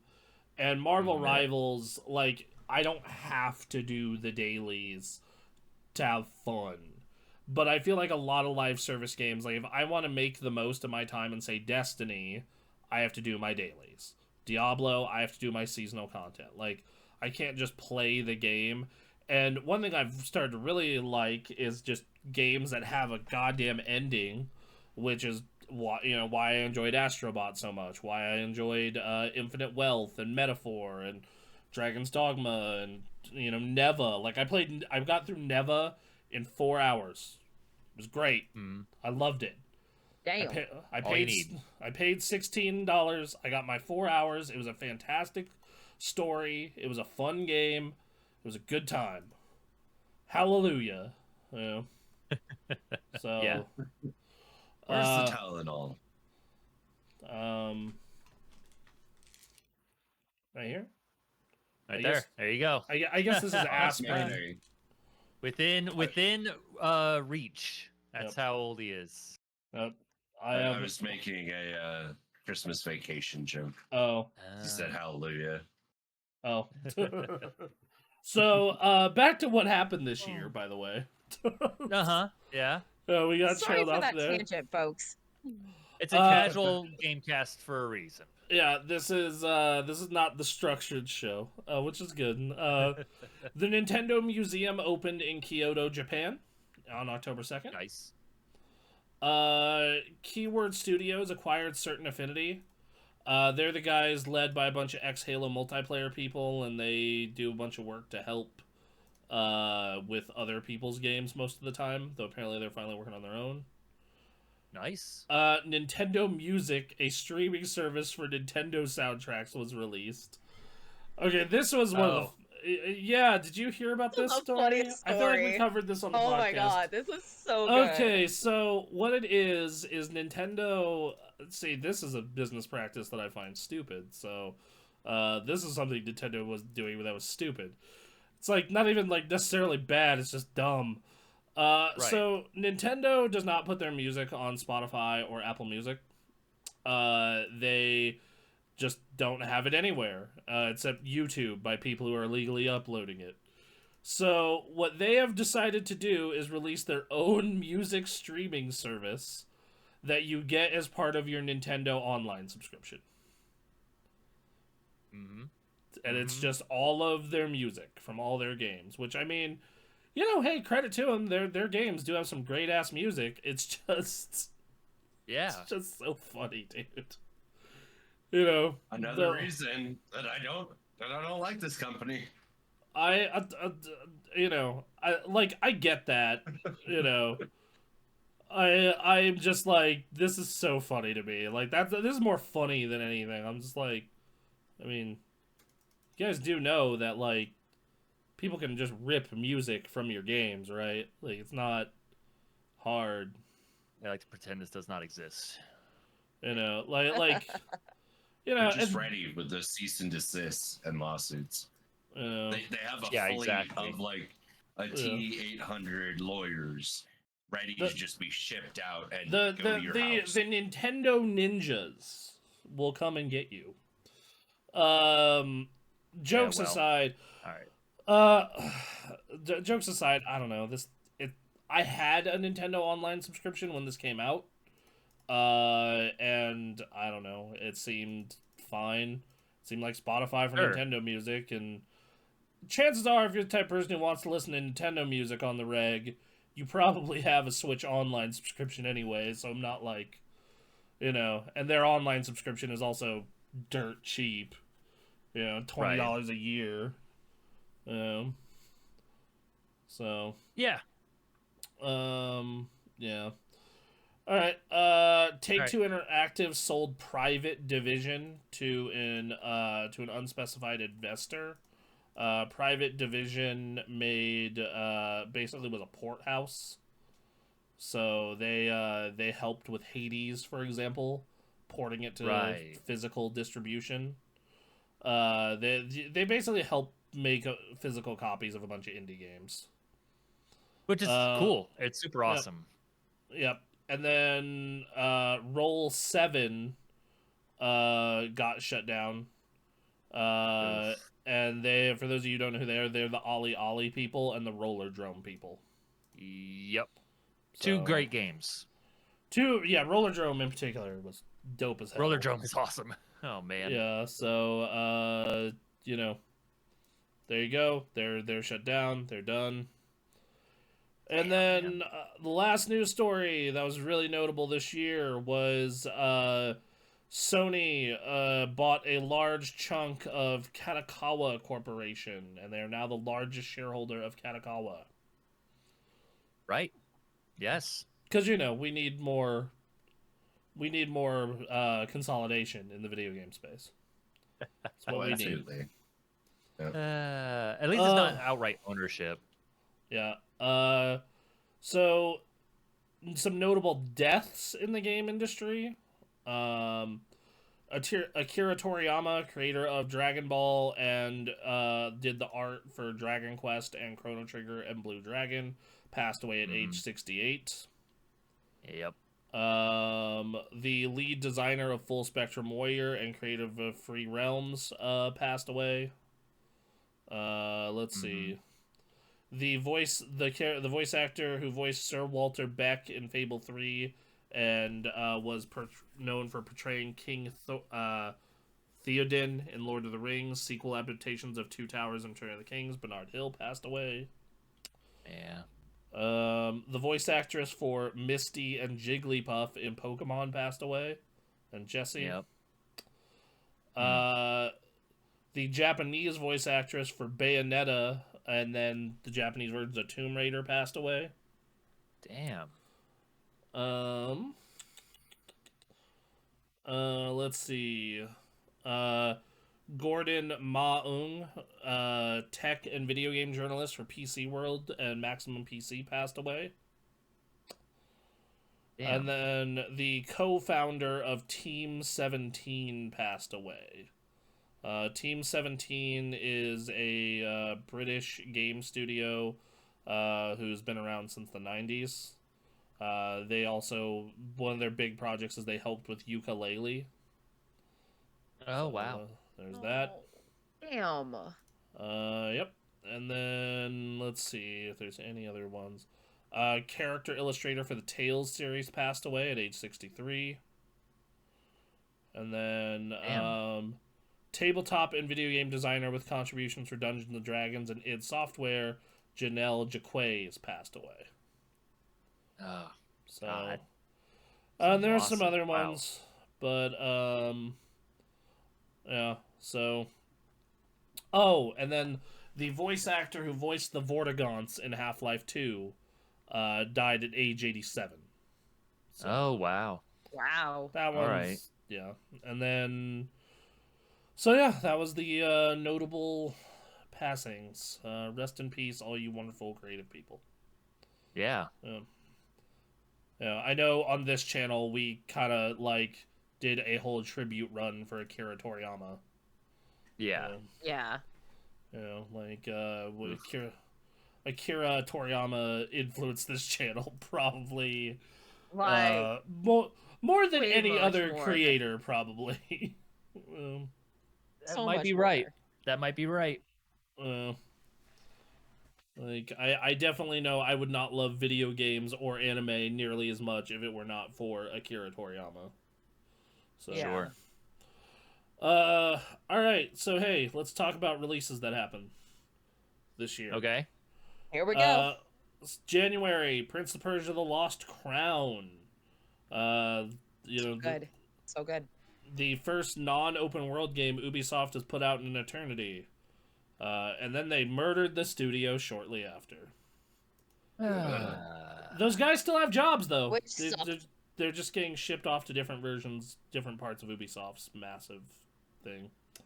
Company. Well, that's nice, I guess. Conglomerate. Yep. Like a Dragon. Let's see. Like a Dragon, Infinite Wealth, and Tekken 8 both came out in the end of January. Mm-hmm. I know our channel got obsessed with Tekken for a while, and occasionally still does get obsessed with Tekken for a while. Mm. And then Like a Dragon, Infinite Wealth was pretty good. Hell yeah. Let's see what we got here. Persona 3 Reload. I still have not gotten to it yet. Happened in February. Oh, damn. All right. Yo, do you remember Foam Stars? Oh, I Oh do. God. Okay, so Oh God. funny Here we thing go. about that one. Alright. Okay. I actually gave it a try, and all I could the game bothered me so much. Why? It was like What was anime wrong with version it? of Platoon. It's like you want these scattily girls just foaming up everywhere, and I'm just like, this Wrong. this feels Wrong. wrong. Like, this should not be a contest. So this is one of those shutdowns that I'm actually really happy about, because that should have never been. I don't know, Whoever man. If I had a greenlit this PS5, I would have game- played it. Well, Jesus. it's still around, Oh, Jesus Darren. When you God. get your PS5, you can still play it. I like these It's true. characters. I like it. I can still play it. That's I can't wait to give you my 2025 review of Foam Stars.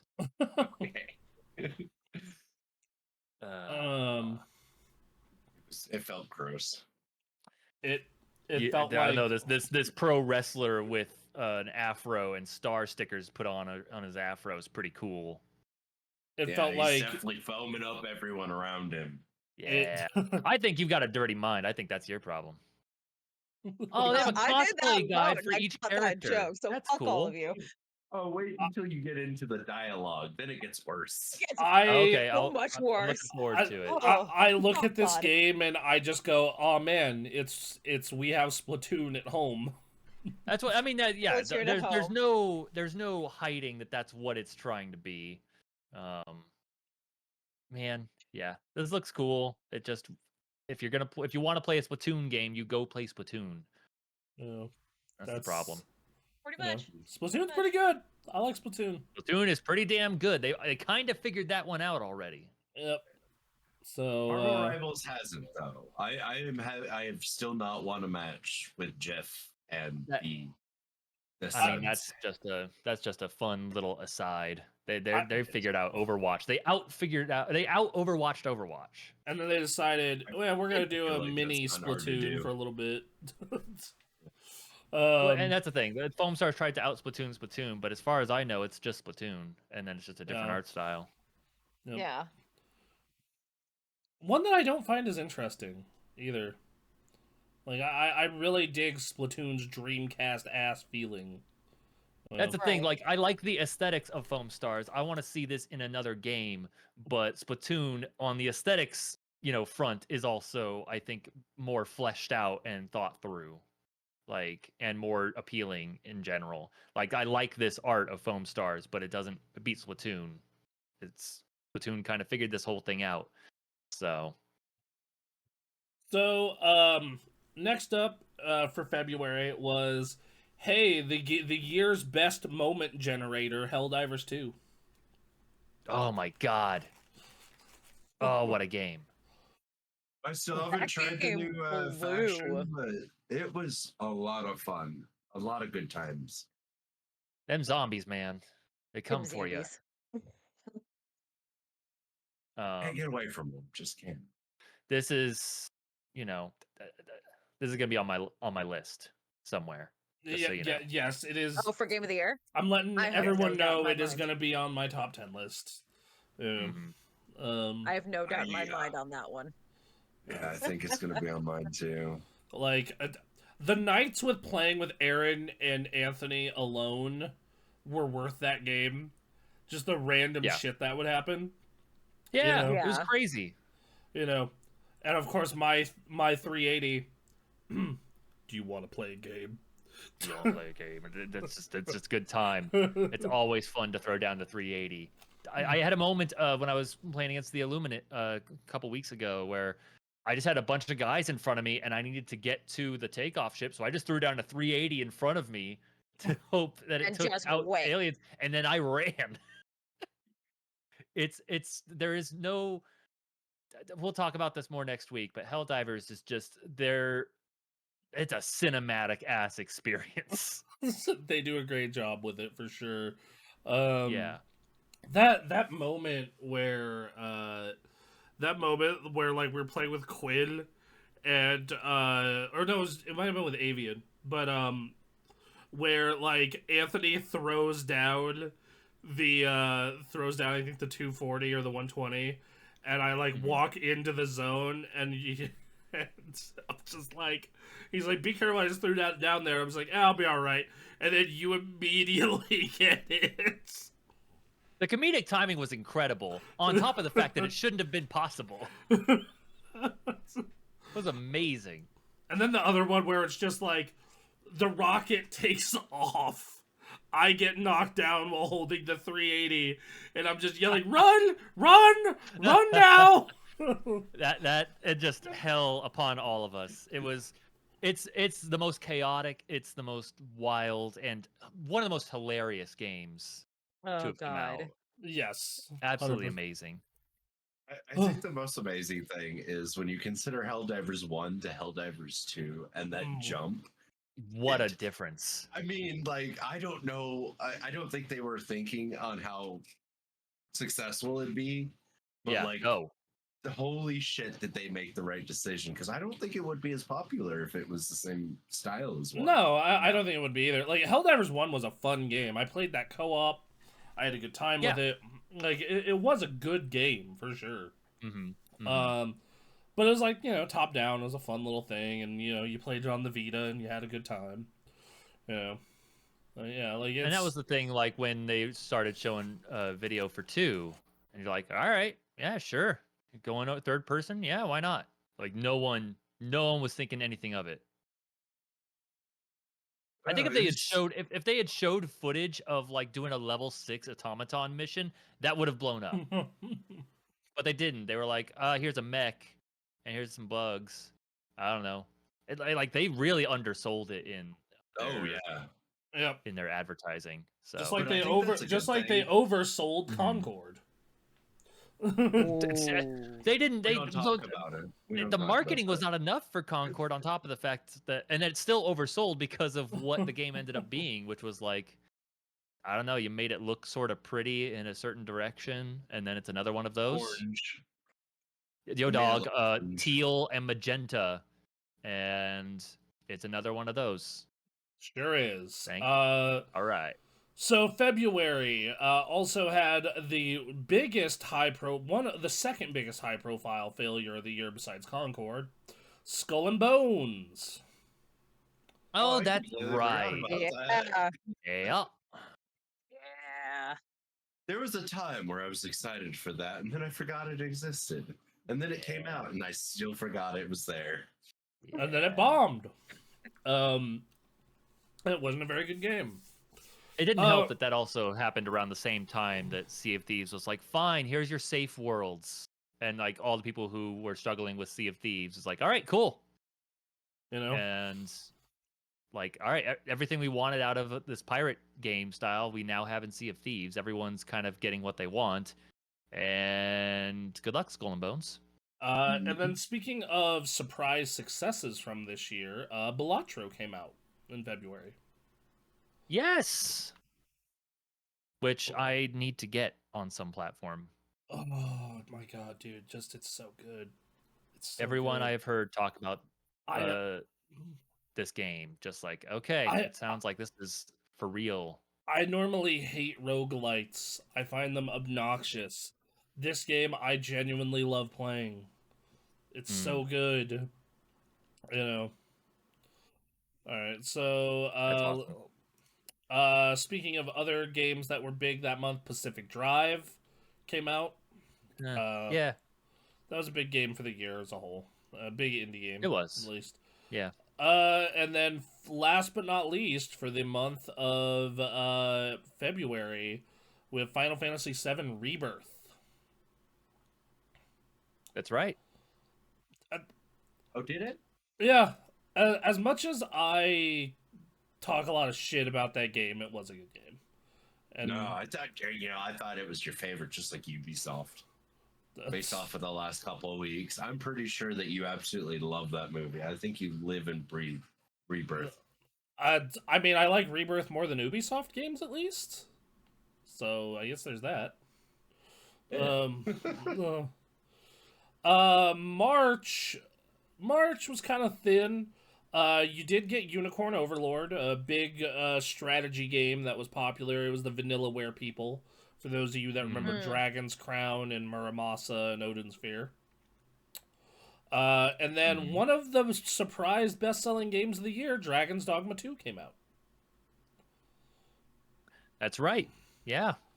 Yep. So there's that. And then Rise of the Ronin. I know that was one of M's favorites from the month of March. Which I actually didn't fully play and beat until May because I was on LOA. I had nothing else to do. Yep. So, but yeah, it was definitely one of my favorites from that release time frame. And probably on my game of the year list. I don't know where, but it will be. Nothing in April happened though. Nothing in April happens. They were on vacation. Nothing happened. Yes, exactly. In May, we got Indica, that popular indie game came out. Third-person adventure game. Animal Well, the Metroidvania indie hit, came out. And that's on PS Plus Premium, for those of you who have that service. Give it a shot. Okay. All right. Paper Mario Thousand Year Door HD finally came out. Nice. That is one of the best RPGs ever made. Has speaking of doing weird shit with Mario, Lucy. Yo, That is dog. definitely up there. I am familiar with the weird shit. I remember the weird shit more than I remember their bland continuation of the wheel and beaten down. Oh God. Thousand Year Door, you do not expect the gallows humor that shit has. And there's quite a bit of it. Which is an appreciation to that. Yeah. All right, so that's May. June, Destiny 2, The Final Shape. The last Destiny expansion that matters. You can play it. Sure. Mm-hmm. Oh, it's not the last expansion. They're going to do more, but I'm saying the last one that matters. The story's next one done. should be the last beaten horse. Ooh. That's the curse of live service, my guy. The used drum continues. I can pitch out ideas for their expansion names, like no problem. I'm just mad because Destiny 2 was so good. It was so good. It was so much fun. And then Those raids are still amazing. Bungie happened. Oh, Lordy. All right. Let's see. June. Not much else other than that. Oh, wait, no. Shadow of the Erd Tree came out for you Elden Ring fans. Oh, that's right. That was a big June hit. Let's see. In I do July. love how many. Oh, sorry. Oh, no, go ahead. I was just gonna say, I was like, I loved how many people complained about the not having access to that because you had to get to a certain point to even access that expansion. Like, I feel like it was all on them for not even finishing the game and then buying the DLC and being mad about it. Like, if we want to point fingers at consumers doing dumb, that was one of them this year. Yeah. Get good, motherfuckers. That's I will exactly not. what I was going to say. Is get good, bitch. We're not wrong. We're absolutely not wrong. I've got a save of that running on my It's good. PS5, but I've honestly considered loading up the PC version just to stream it. So, Sure. hey, Final Fantasy XIV Dawn Trail came out first week of July. Oh, that's Oh, right. yeah. That's not gonna. I'm not gonna be able to complete that to put on my list. No. Aw. No. Oh well. I mean, you can put what you played on your list. I'm not sure how much Dawn If Trail it you was played. good enough, I can't imagine I'm going to get to the part where I hear it gets good, which is like halfway through. Yeah, So someone who this put 25 list- hours into it. Yeah, fuck that. Exactly. It's an MMO expansion. You know, it's gonna take a little while, and I just don't think I have the time to barrel through it all. All right, sorry, Lucy. So what? this list are games that we finished this year that are our So, top 10. so the top 10 list for people who don't know, who are new to the show, the top 10 list is you pick your top 10 favorite games of the year, order them from 10 to 1. The rules are they had to come out this year. So 2024 calendar year. And that's it. If you played it for 2 hours, ideally we would like you have played it for a good amount of time. You don't necessarily need to finish it. So, but yeah. So in some cases, you can't finish games. I cannot finish World of Warcraft because it doesn't end. But I played about 200 hours of the new WoW expansion. So Damn. Okay. So yeah, and expansions are fine, DLCs are fine. So if you were a person who played Shadow of the Erd Tree and you're like, I love Shadow of the Erd Tree, you can put it in your top 10 list. Yeah. So, I mean, I won't, but that's good to know. Yeah, well, I'm just confused by what he said. yes, he just wants to be able to play enough of it so he knows. I get that. I also like to do my due diligence for that. Okay, all right. No, that was my bad for misunderstanding. No, you're All good. You're good. You new here, man. Yeah. So, speaking of games that Aaron played, though, that he probably enjoyed, maybe? Zenless Zone Zero came out in July. I put in like 70 hours or something into this game, and I have complicated feelings. It'll be on the list. It will be on the list. All right. The Case of the Golden Idol, another big popular indie puzzle adventure game, came out in that month. By the way, people, I am trying to highlight indies as much as possible during this. So there's that. And then I think in July it was pretty thin from there on out, if my memory serves. Oh, wait. Nintendo World Championships NES Edition came out. That weird Fever compilation. EA Sports College Football. I put a lot of time into that. It was actually my most played game on Xbox this year. All right. So, SNK versus Capcom SVC Chaos came out in July. Yes. And then that was it. All right, on to August. Star Wars Bounty Hunter came out. And that was re-released. Excuse me, to modern platforms. Oh, okay. Let's see. World of Goo 2 came out. All right. So there's that. Like I said, August was pretty thin, it looks like, overall. You know, Black Myth Wukong came in right at the end of the month. Guild Wars 2 got another expansion. My girlfriend was very excited. She is able to build a house.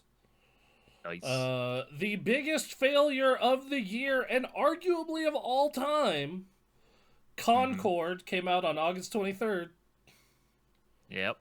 $400 million failure, baby.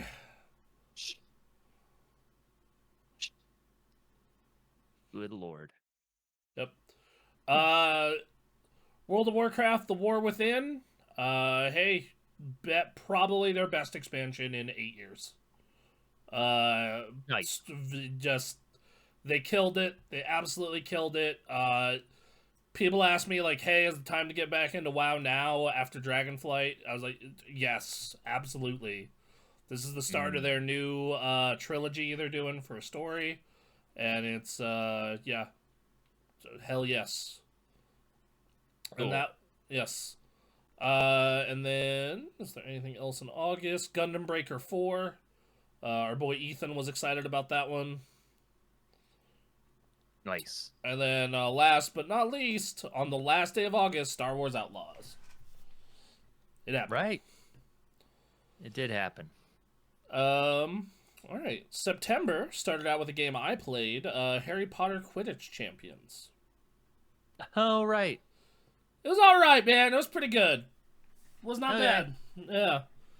You know, and then Sounds like it could have been better, but yeah, I could have. I agree with that. But then we got a Game of the Year contender, Astrobot, hey, coming out September 6th. All right. 3 days later, another Game of the Year contender, Space Marine 2, coming out. That's right. Then, hey, we got a Lollipop Chainsaw, Repop, and Marvel vs. Capcom collection a week after that. Hey. September, coming in hot. Right. As Then it usually does.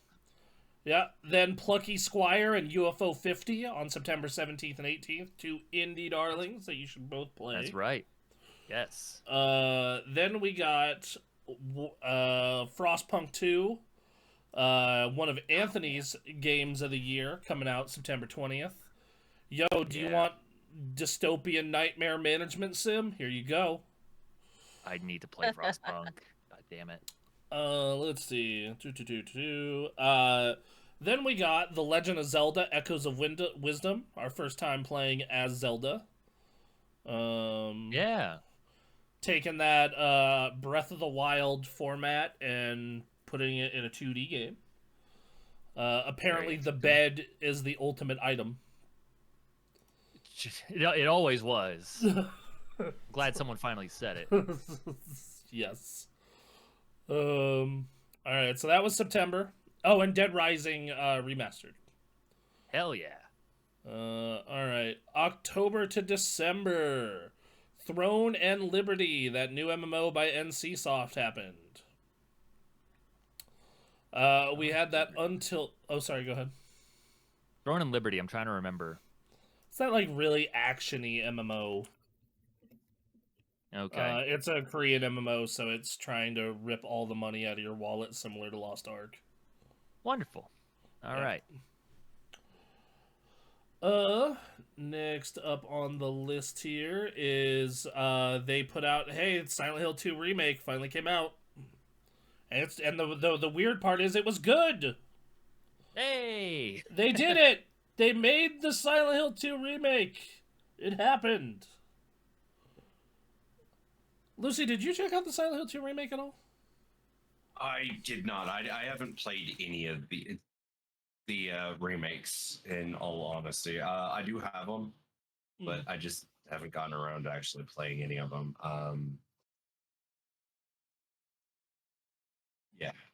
I think Aaron spilled Actually, coffee. my top 10. I just spilled coffee, so ignore me for a second. Fine. It happens. Just as long as it wasn't on you.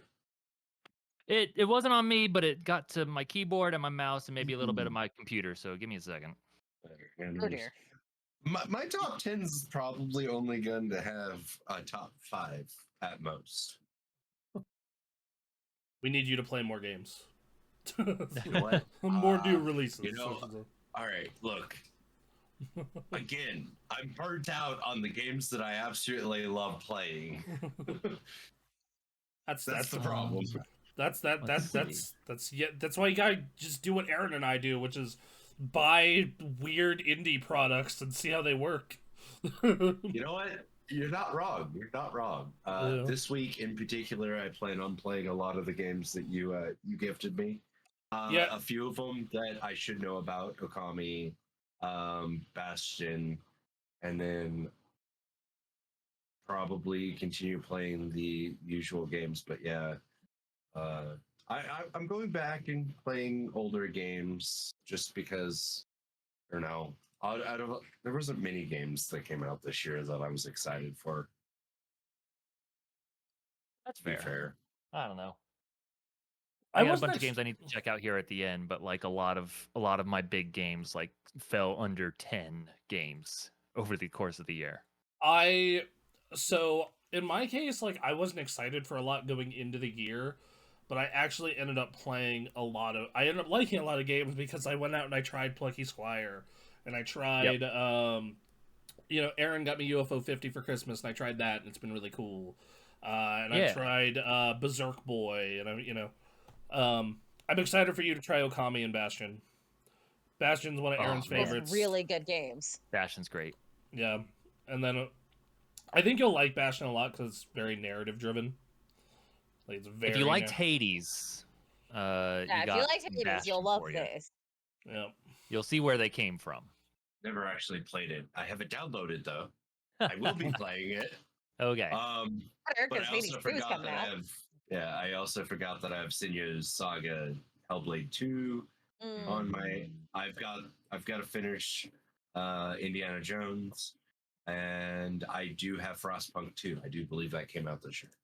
I do. So maybe for I'll play those before next week, and then maybe I'll add those. Just search on Game Pass what came out in 2024 and just play a bunch. There of you go. them. Play them all. Yeah, there you go. Oh, another Crab's Treasure. That's a good Game Pass game. All right. That was a good one. I don't know where that was on the release schedule because I didn't see it. Thanks, Wikipedia. I mean, it's Wikipedia, you know. I can give you that answer in a minute. Okay. I remember it came to Game Pass and I was stoked and I had a good time with it. My girlfriend asked me if she would like it and I said probably. It's basically Dark Souls, but if anyone could beat it. So I actually have that answer. Okay. Okay. April 25th, 2000. Really? Wow. Okay. Came out in April of this year. Hell yeah. All right. All right. Well, fair enough. But back to October. Diablo 4, Vessel of Hatred, which that's actually what my girlfriend and I are going to be playing after this podcast. Hey. Nice. Well, actually, I have to go pick up a giant order of shrimp first for New Year's. Hell yeah. Yeah. All right. Or are you doing seafood for New Year's too? Yeah, so for New Year's, we are eating a shit ton of shrimp cocktail and watching through 3 of the 4 John Wick movies. Fuck yeah, you are. Wow. Let's go.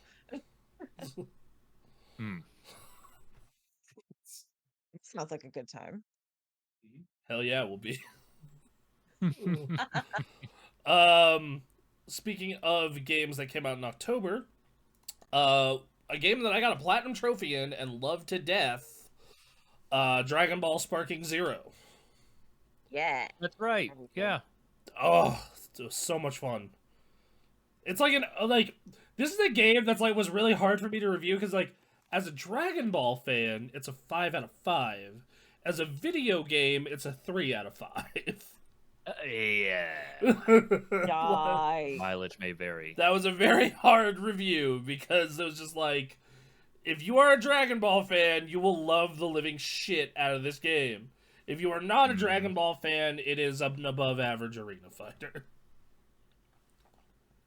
Yep. Yep. Speaking of Game of the Year contenders, that I'm currently working through, Metaphor ReFantasio came out came out October 11th. So there's that. Neva came out on October 15th. Another quality indie experience. Mm-hmm. Let's see, going through October. Hey, Black Ops 6 coming out, doing cool That's shit. right. Mm-hmm.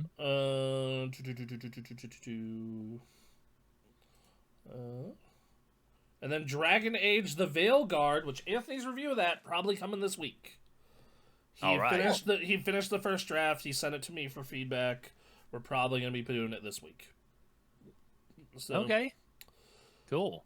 Then November, that Death Note Among Us clone came out. Oh yeah. Right. Your friends were talking about that when that story broke, and I'm just like, oh shit. Mario and Luigi Brothership came out. Okay. Then they did the remasters of Warcraft 1 and 2 in November. They did the Dragon Quest 3 2D HD remake. That came out. Mm-hmm. All right. The new Microsoft Flight Simulator and the new Life is Strange came out. That's right. Stalker 2 came out. Mm-hmm.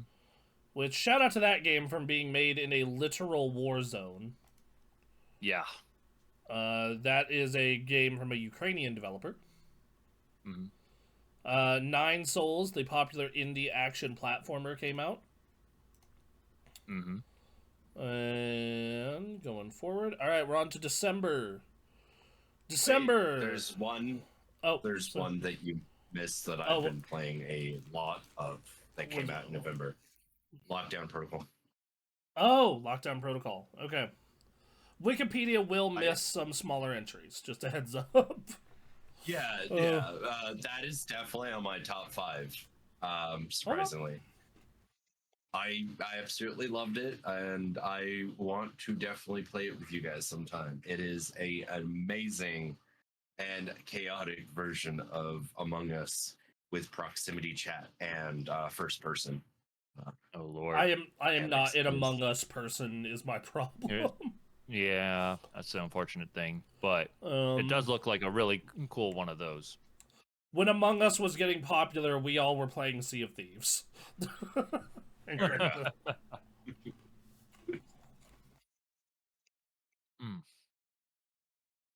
All right. All right. So for December, Caves of Cud is an indie game that Joe really liked. It's a roguelike. Infinity Nikki for you gotcha addicts. Mm-hmm. Mm-hmm. One of the biggest games of the year sneaking in, Marvel Rivals. That's right. And then, and then we have Indiana Jones coming in on the 10th. And that was the year. That was the Quite a year. year. Yeah. For a year that we went into being like, God, there's nothing coming out this year that's worth a shit. A lot of worth a shit stuff came out this year. Yeah. Sure fucking did. Damn. So yeah. Anyway, we'll do what we've been playing real quick and then call it a show. Let's do it. So hey, Marvel Rivals, we all played that. It's pretty sick, right? God, Yeah. what a great game. I'm working on getting my Loki to Lord status. Mhm. I As you should. I got up to Silver 1 in ranked. I enjoy ranked a lot in that game. People are not here to fuck around in ranked. We're here to win, god damn it. Most of the time. Oh, lucky you. Have you... I'm playing ranked on the console, and it is absolutely a fucking nightmare. Yeah, dude, play it on PC. What are you doing? Well, because I play it while I'm streaming, Oh. and because of my CPU issue, until I get that fixed, I can't really play it on PC yet. Oh, okay. Yeah. Yeah, PC ranked in will, that though, game I is a will. sweat fest. It's a fun sweat fest, but it's a sweat fest. Anyway, continue. Sorry. No. That was it.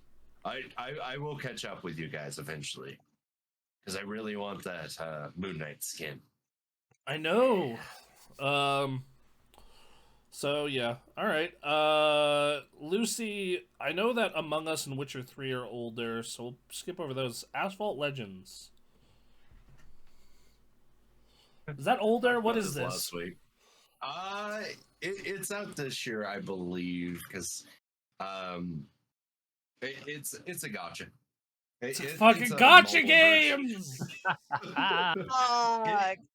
It's God great. damn it. Fun! I've only spent like $5 on it. I just needed something little arcadey, just something small and fun. And it's I wanted a racing game, and this one was free, so I was like, "Fuck it, why not?" I played Asphalt on mobile devices and whatnot. It's a lot of fun. It's like a mix of Burnout, Revenge, mixed with what was it we were talking about that had the split second type stuff. Yes. Yes.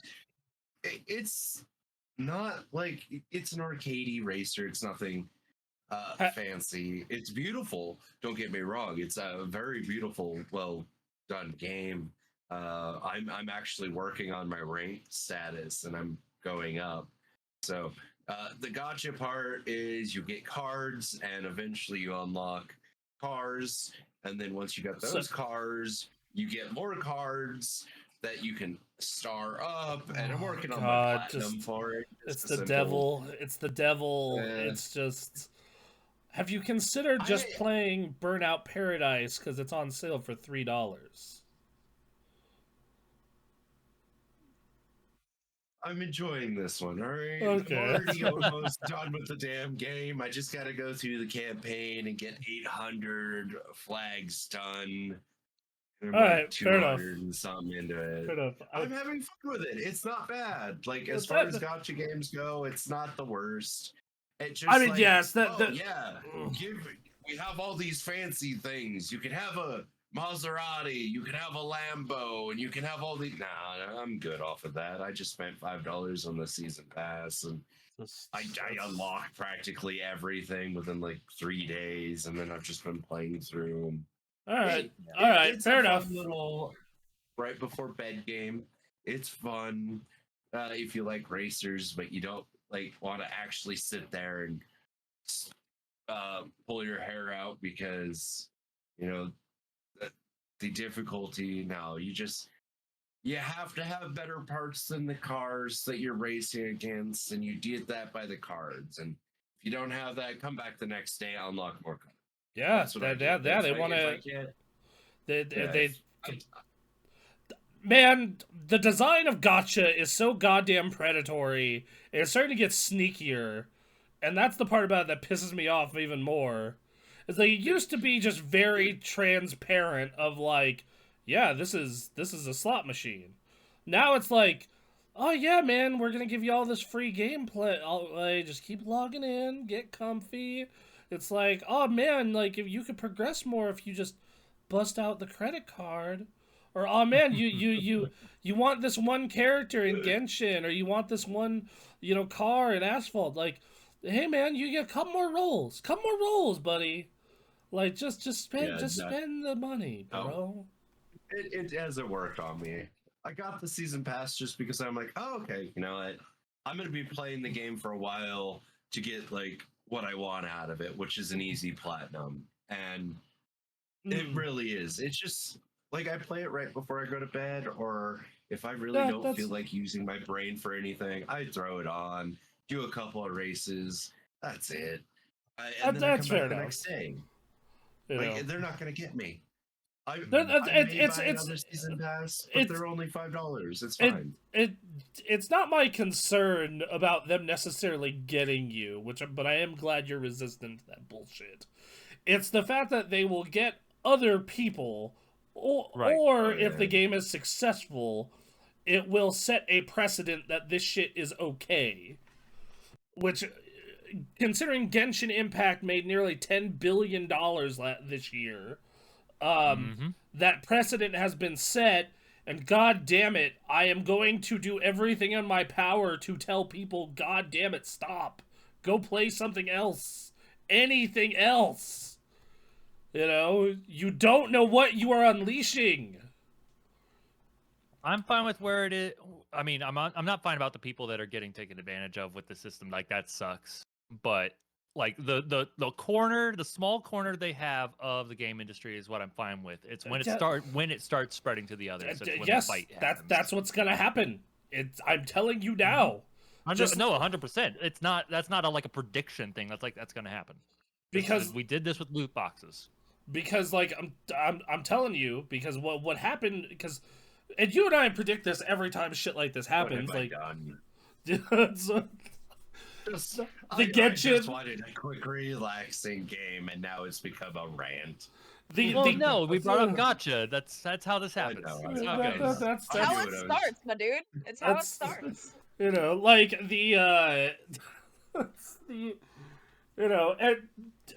there are plenty of racing games, most of which are older, which that sucks because there's not a whole lot of them out. You know, like, for a relaxation racing game, it's like, cool, I better get this emulator running on this handheld. Because that's all that exists. Because the last time a quality driving game came out was like 3 years ago. So it's like, yeah, of course, I understand it. And Asphalt's capitalizing on this, god damn it. Yeah. You know. And if you asked, EA to make a new Burnout, they would, and it would be a live service thing. And it's like, great, all right. Oh, man. So much for that. The monkey's paw curls. Just like, oh, you want a new Burnout? Which hell do you want?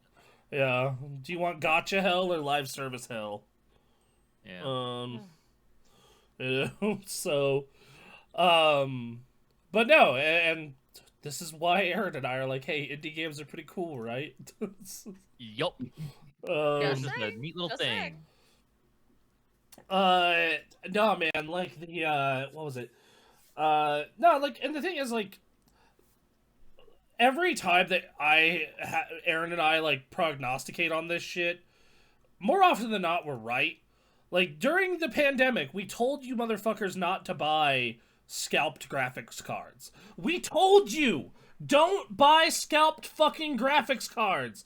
Oh, now that they know you're stupid enough to pay $1,200 to $2,000 for a 3080, of course the 4080 is gonna be $1,200, you fucking idiots. My god. I want to know where all these people who have money to burn. It's credit. What are you doing? It's credit. A lot of people are doing it. Oh, that's sadder. Oh, God. Yeah, that really is. Credit card rates are at an all-time high for defaults right now. Yeah, so that's what that is.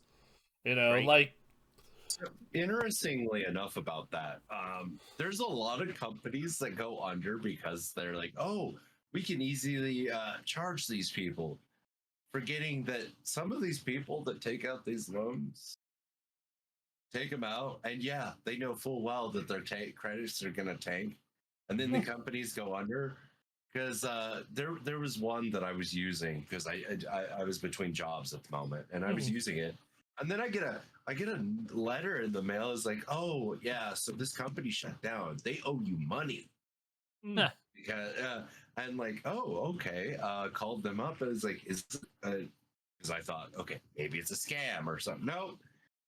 So federal, one of the federal agencies is like, no.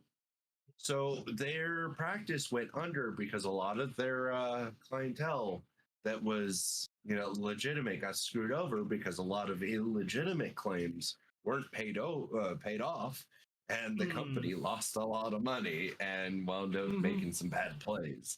So now we're sending you a check for how much you invested in everything. We've got your records and we got this, so we're sending you a check. Good Lord, man. But yeah, like, that's the thing that we always want to let you know on this show is your spending and buying habits are what directs where the industry goes. So if you play and buy gotcha, we're gonna get a lot more gotcha and possibly more predatory gotcha. You know, And Sure. if you buy me pie, I will be forever thankful and less hungry and Yeah. happy. Just saying, one's better than the other. yes. If you're Play spending, Gotcha or feed Lucy. I don't know. I don't Um, know. this happens every time. Same thing happened with live service. Like people, people were buying live service games and throwing a lot of money at live service games. And well, here you are. We are now in the result of that, the live service crash. And who knows? Maybe in a decade we'll see a gotcha crash. But You can Sure. only hope. yep.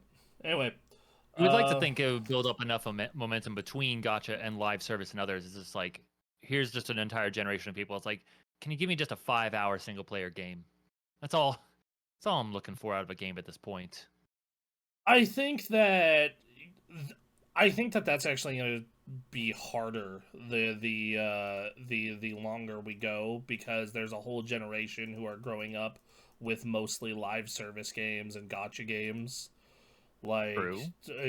like, But I could prime them to be tired of it. no, you're right. But that could also be like, oh man, that's just what video games are. It could be. Like, Yeah. that's yeah.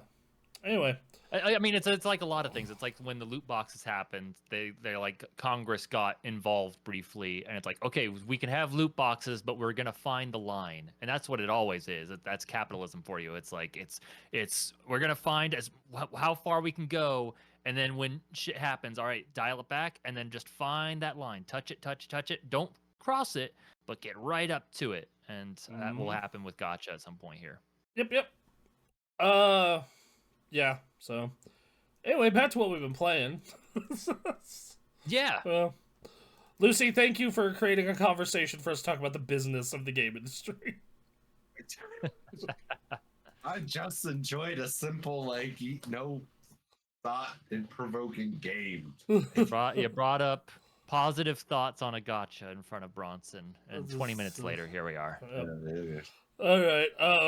You should have just had me talk about The Witcher. Problem is like I try and keep it to mostly newer games, unless it's like you discovered something new about The Witcher. Right. But the witches, Yeah, They be witching. they often come topless. That is Okay. that is a benefit. I will not lie to you. That is a selling point, sir. You know. Unicorns may or may not be involved. I Stuffs don't- are not. Okay. So, anyway, hey, I finished Neva. I played a lot of new games actually. I finished Neva. Right. That is definitely the most beautiful game of the year artistically. Okay. I love how it tells an absolutely fantastic story with no dialogue at all. Like, there's no dialogue. Never would have thought. It is all show, no tell. I think that the gameplay is fine. It is mostly relatively simple platforming with light combat. Dodge, stab, dodge, stab. You have a ranged attack with Neva. Like, it's fine. I feel like this is the kind of game, if it came out 10 years ago, it would be a Game of the Year contender. Okay. Just to the way the indie space changed over that time. Yeah. Yeah. And then I played a little bit of Rita's Rewind. I did the first level. That's a really fun beat 'em up. That's a fun beat 'em up. All right. If you like, Neat. you want to beat dudes up as the Power Rangers. There you go. I do. Yes. All right. You do have Great. to unlock the Green Ranger, so you have to finish the game. All right. So Good thing I like more than one ranger. Yes, I'm a It'd be Red kind of Ranger. boned if you weren't. Yes, I'm a Red Ranger person myself. I like the Power Rangers. I do too. God damn it. But I do have my favorites. And then Fair enough. last, Yeah. So you get Green Ranger, but you can't get White Ranger. no, apparently not. There's no White Ranger. Damn. All right. That's some bullshit. But hey, That is some bullshit. maybe they'll do DLC. There you go. Yeah, we'll see how much it sells. I don't know. It had a rough start. Yeah, they patched it though, and apparently it's good now. They did. So, Yeah. and then last I did Indiana Jones. That game's really good, man. I Cool. think that it truly is an Indiana Jones simulator. The way they do the puzzles, the way they do like the exploration, the way like you'll like get on disguises real quick. Like yeah, it's fantastic. So I actually showed my dad the game. Yeah. He loves Indiana Jones. He was rather impressed with the one-to-one recreation and like how good it looked. Nice. I He's like, actually yeah, if I had a system, I'd probably play that. That looks pretty cool. Nice. I had that. So Anthony played the intro to it, and he's never seen those movies. He's like, question, like, are the movies just like this? I'm like, yeah, almost identical. He's like, are those Steven Spielberg movies? And he's like, yep, they are. He's like, oh man, okay. And he's kind of wanted to watch them. And I actually I rewatched the first two movies with my girlfriend over break. We're gonna watch the third one pretty soon here. Yeah, that's right. You were talking about that last night. Yeah, so it's I good still stuff. think the fourth one's better than the third one. Or no, the fifth one's better than And Okay. the fourth one. Yeah, All right. we're about to be I like, get that right. I know. Just like- That's just- not where I'm getting. just that like is not where I want my opinion to be known as. No. just like Okay. Lucy is gonna get John drawn Connery and was- quartered. That one was the best. Wait, which one was the best? Raiders of the Lost Ark. Oh, the first one. Yeah, okay, that makes sense. Oh wait, no, sorry, I meant the third one with Sean Connery. Oh, Last Crusade. Yeah, okay. Yeah, Last Crusade. Yeah. Yeah, so rewatching them, I currently I like Raiders more than I like Temple of Doom. I'm curious to see how I'm gonna feel about Last Crusade after not watching it for a while. Right. So yeah, as for the feel game, anything after I give you the Kamehameha or whatever that is. Kalima. Kamehameha. Oh. God, that movie had like it's still a good movie, but there are parts of Temple of Doom where you're like, this did not age well. Right. I love that fight scene where he's supposed to like fight the really big guy and he just shoots him. And Yep. then Oh, you that's find in out that. later, that was improv. That was He's in like, Ra- no, that I that was was fucking tired today. that was And I was Raiders like, of the I Lost wanna Ark. fight him. Yep. That was Yeah. Raiders of the Lost Ark. I actually told that fun fact to my girlfriend as we were watching it. I do it every time I'm watching it with somebody that's like, how do you know these things? Why do you know these things? Like, Useless information. It fills our heads. Yep. We're Yeah, with see, it. I'm the same way when I watch shit with my friends. I'm like, oh yeah, this happened, Yep, and then same. this thing, and Yeah. they're like, oh, blah. I have to hold my tongue whenever I watch Lord of the Rings. Just let it be. Let them enjoy it. yeah. but Those are the trolls from The Hobbit. Indiana Jones, that game is spectacular. It looks beautiful. It's a ton of fun to play. If you got a Game Pass sub, honestly, I think even without the Game Pass sub, I'd probably buy this. If I didn't have Game Pass, I would spend the $70. That's how much I've been enjoying it. And the fact that it's only 14 hours long for the main story, and 30 hours if That's you want nice. 100% it. It's nice. Yeah. Anyway, everybody, I think that's a show. Awesome. Okay. All right. Bye, all. Bye. See ya. We love Next you. year. See ya. Yeah, we'll see you next year. See you next year. Ah. Yeah.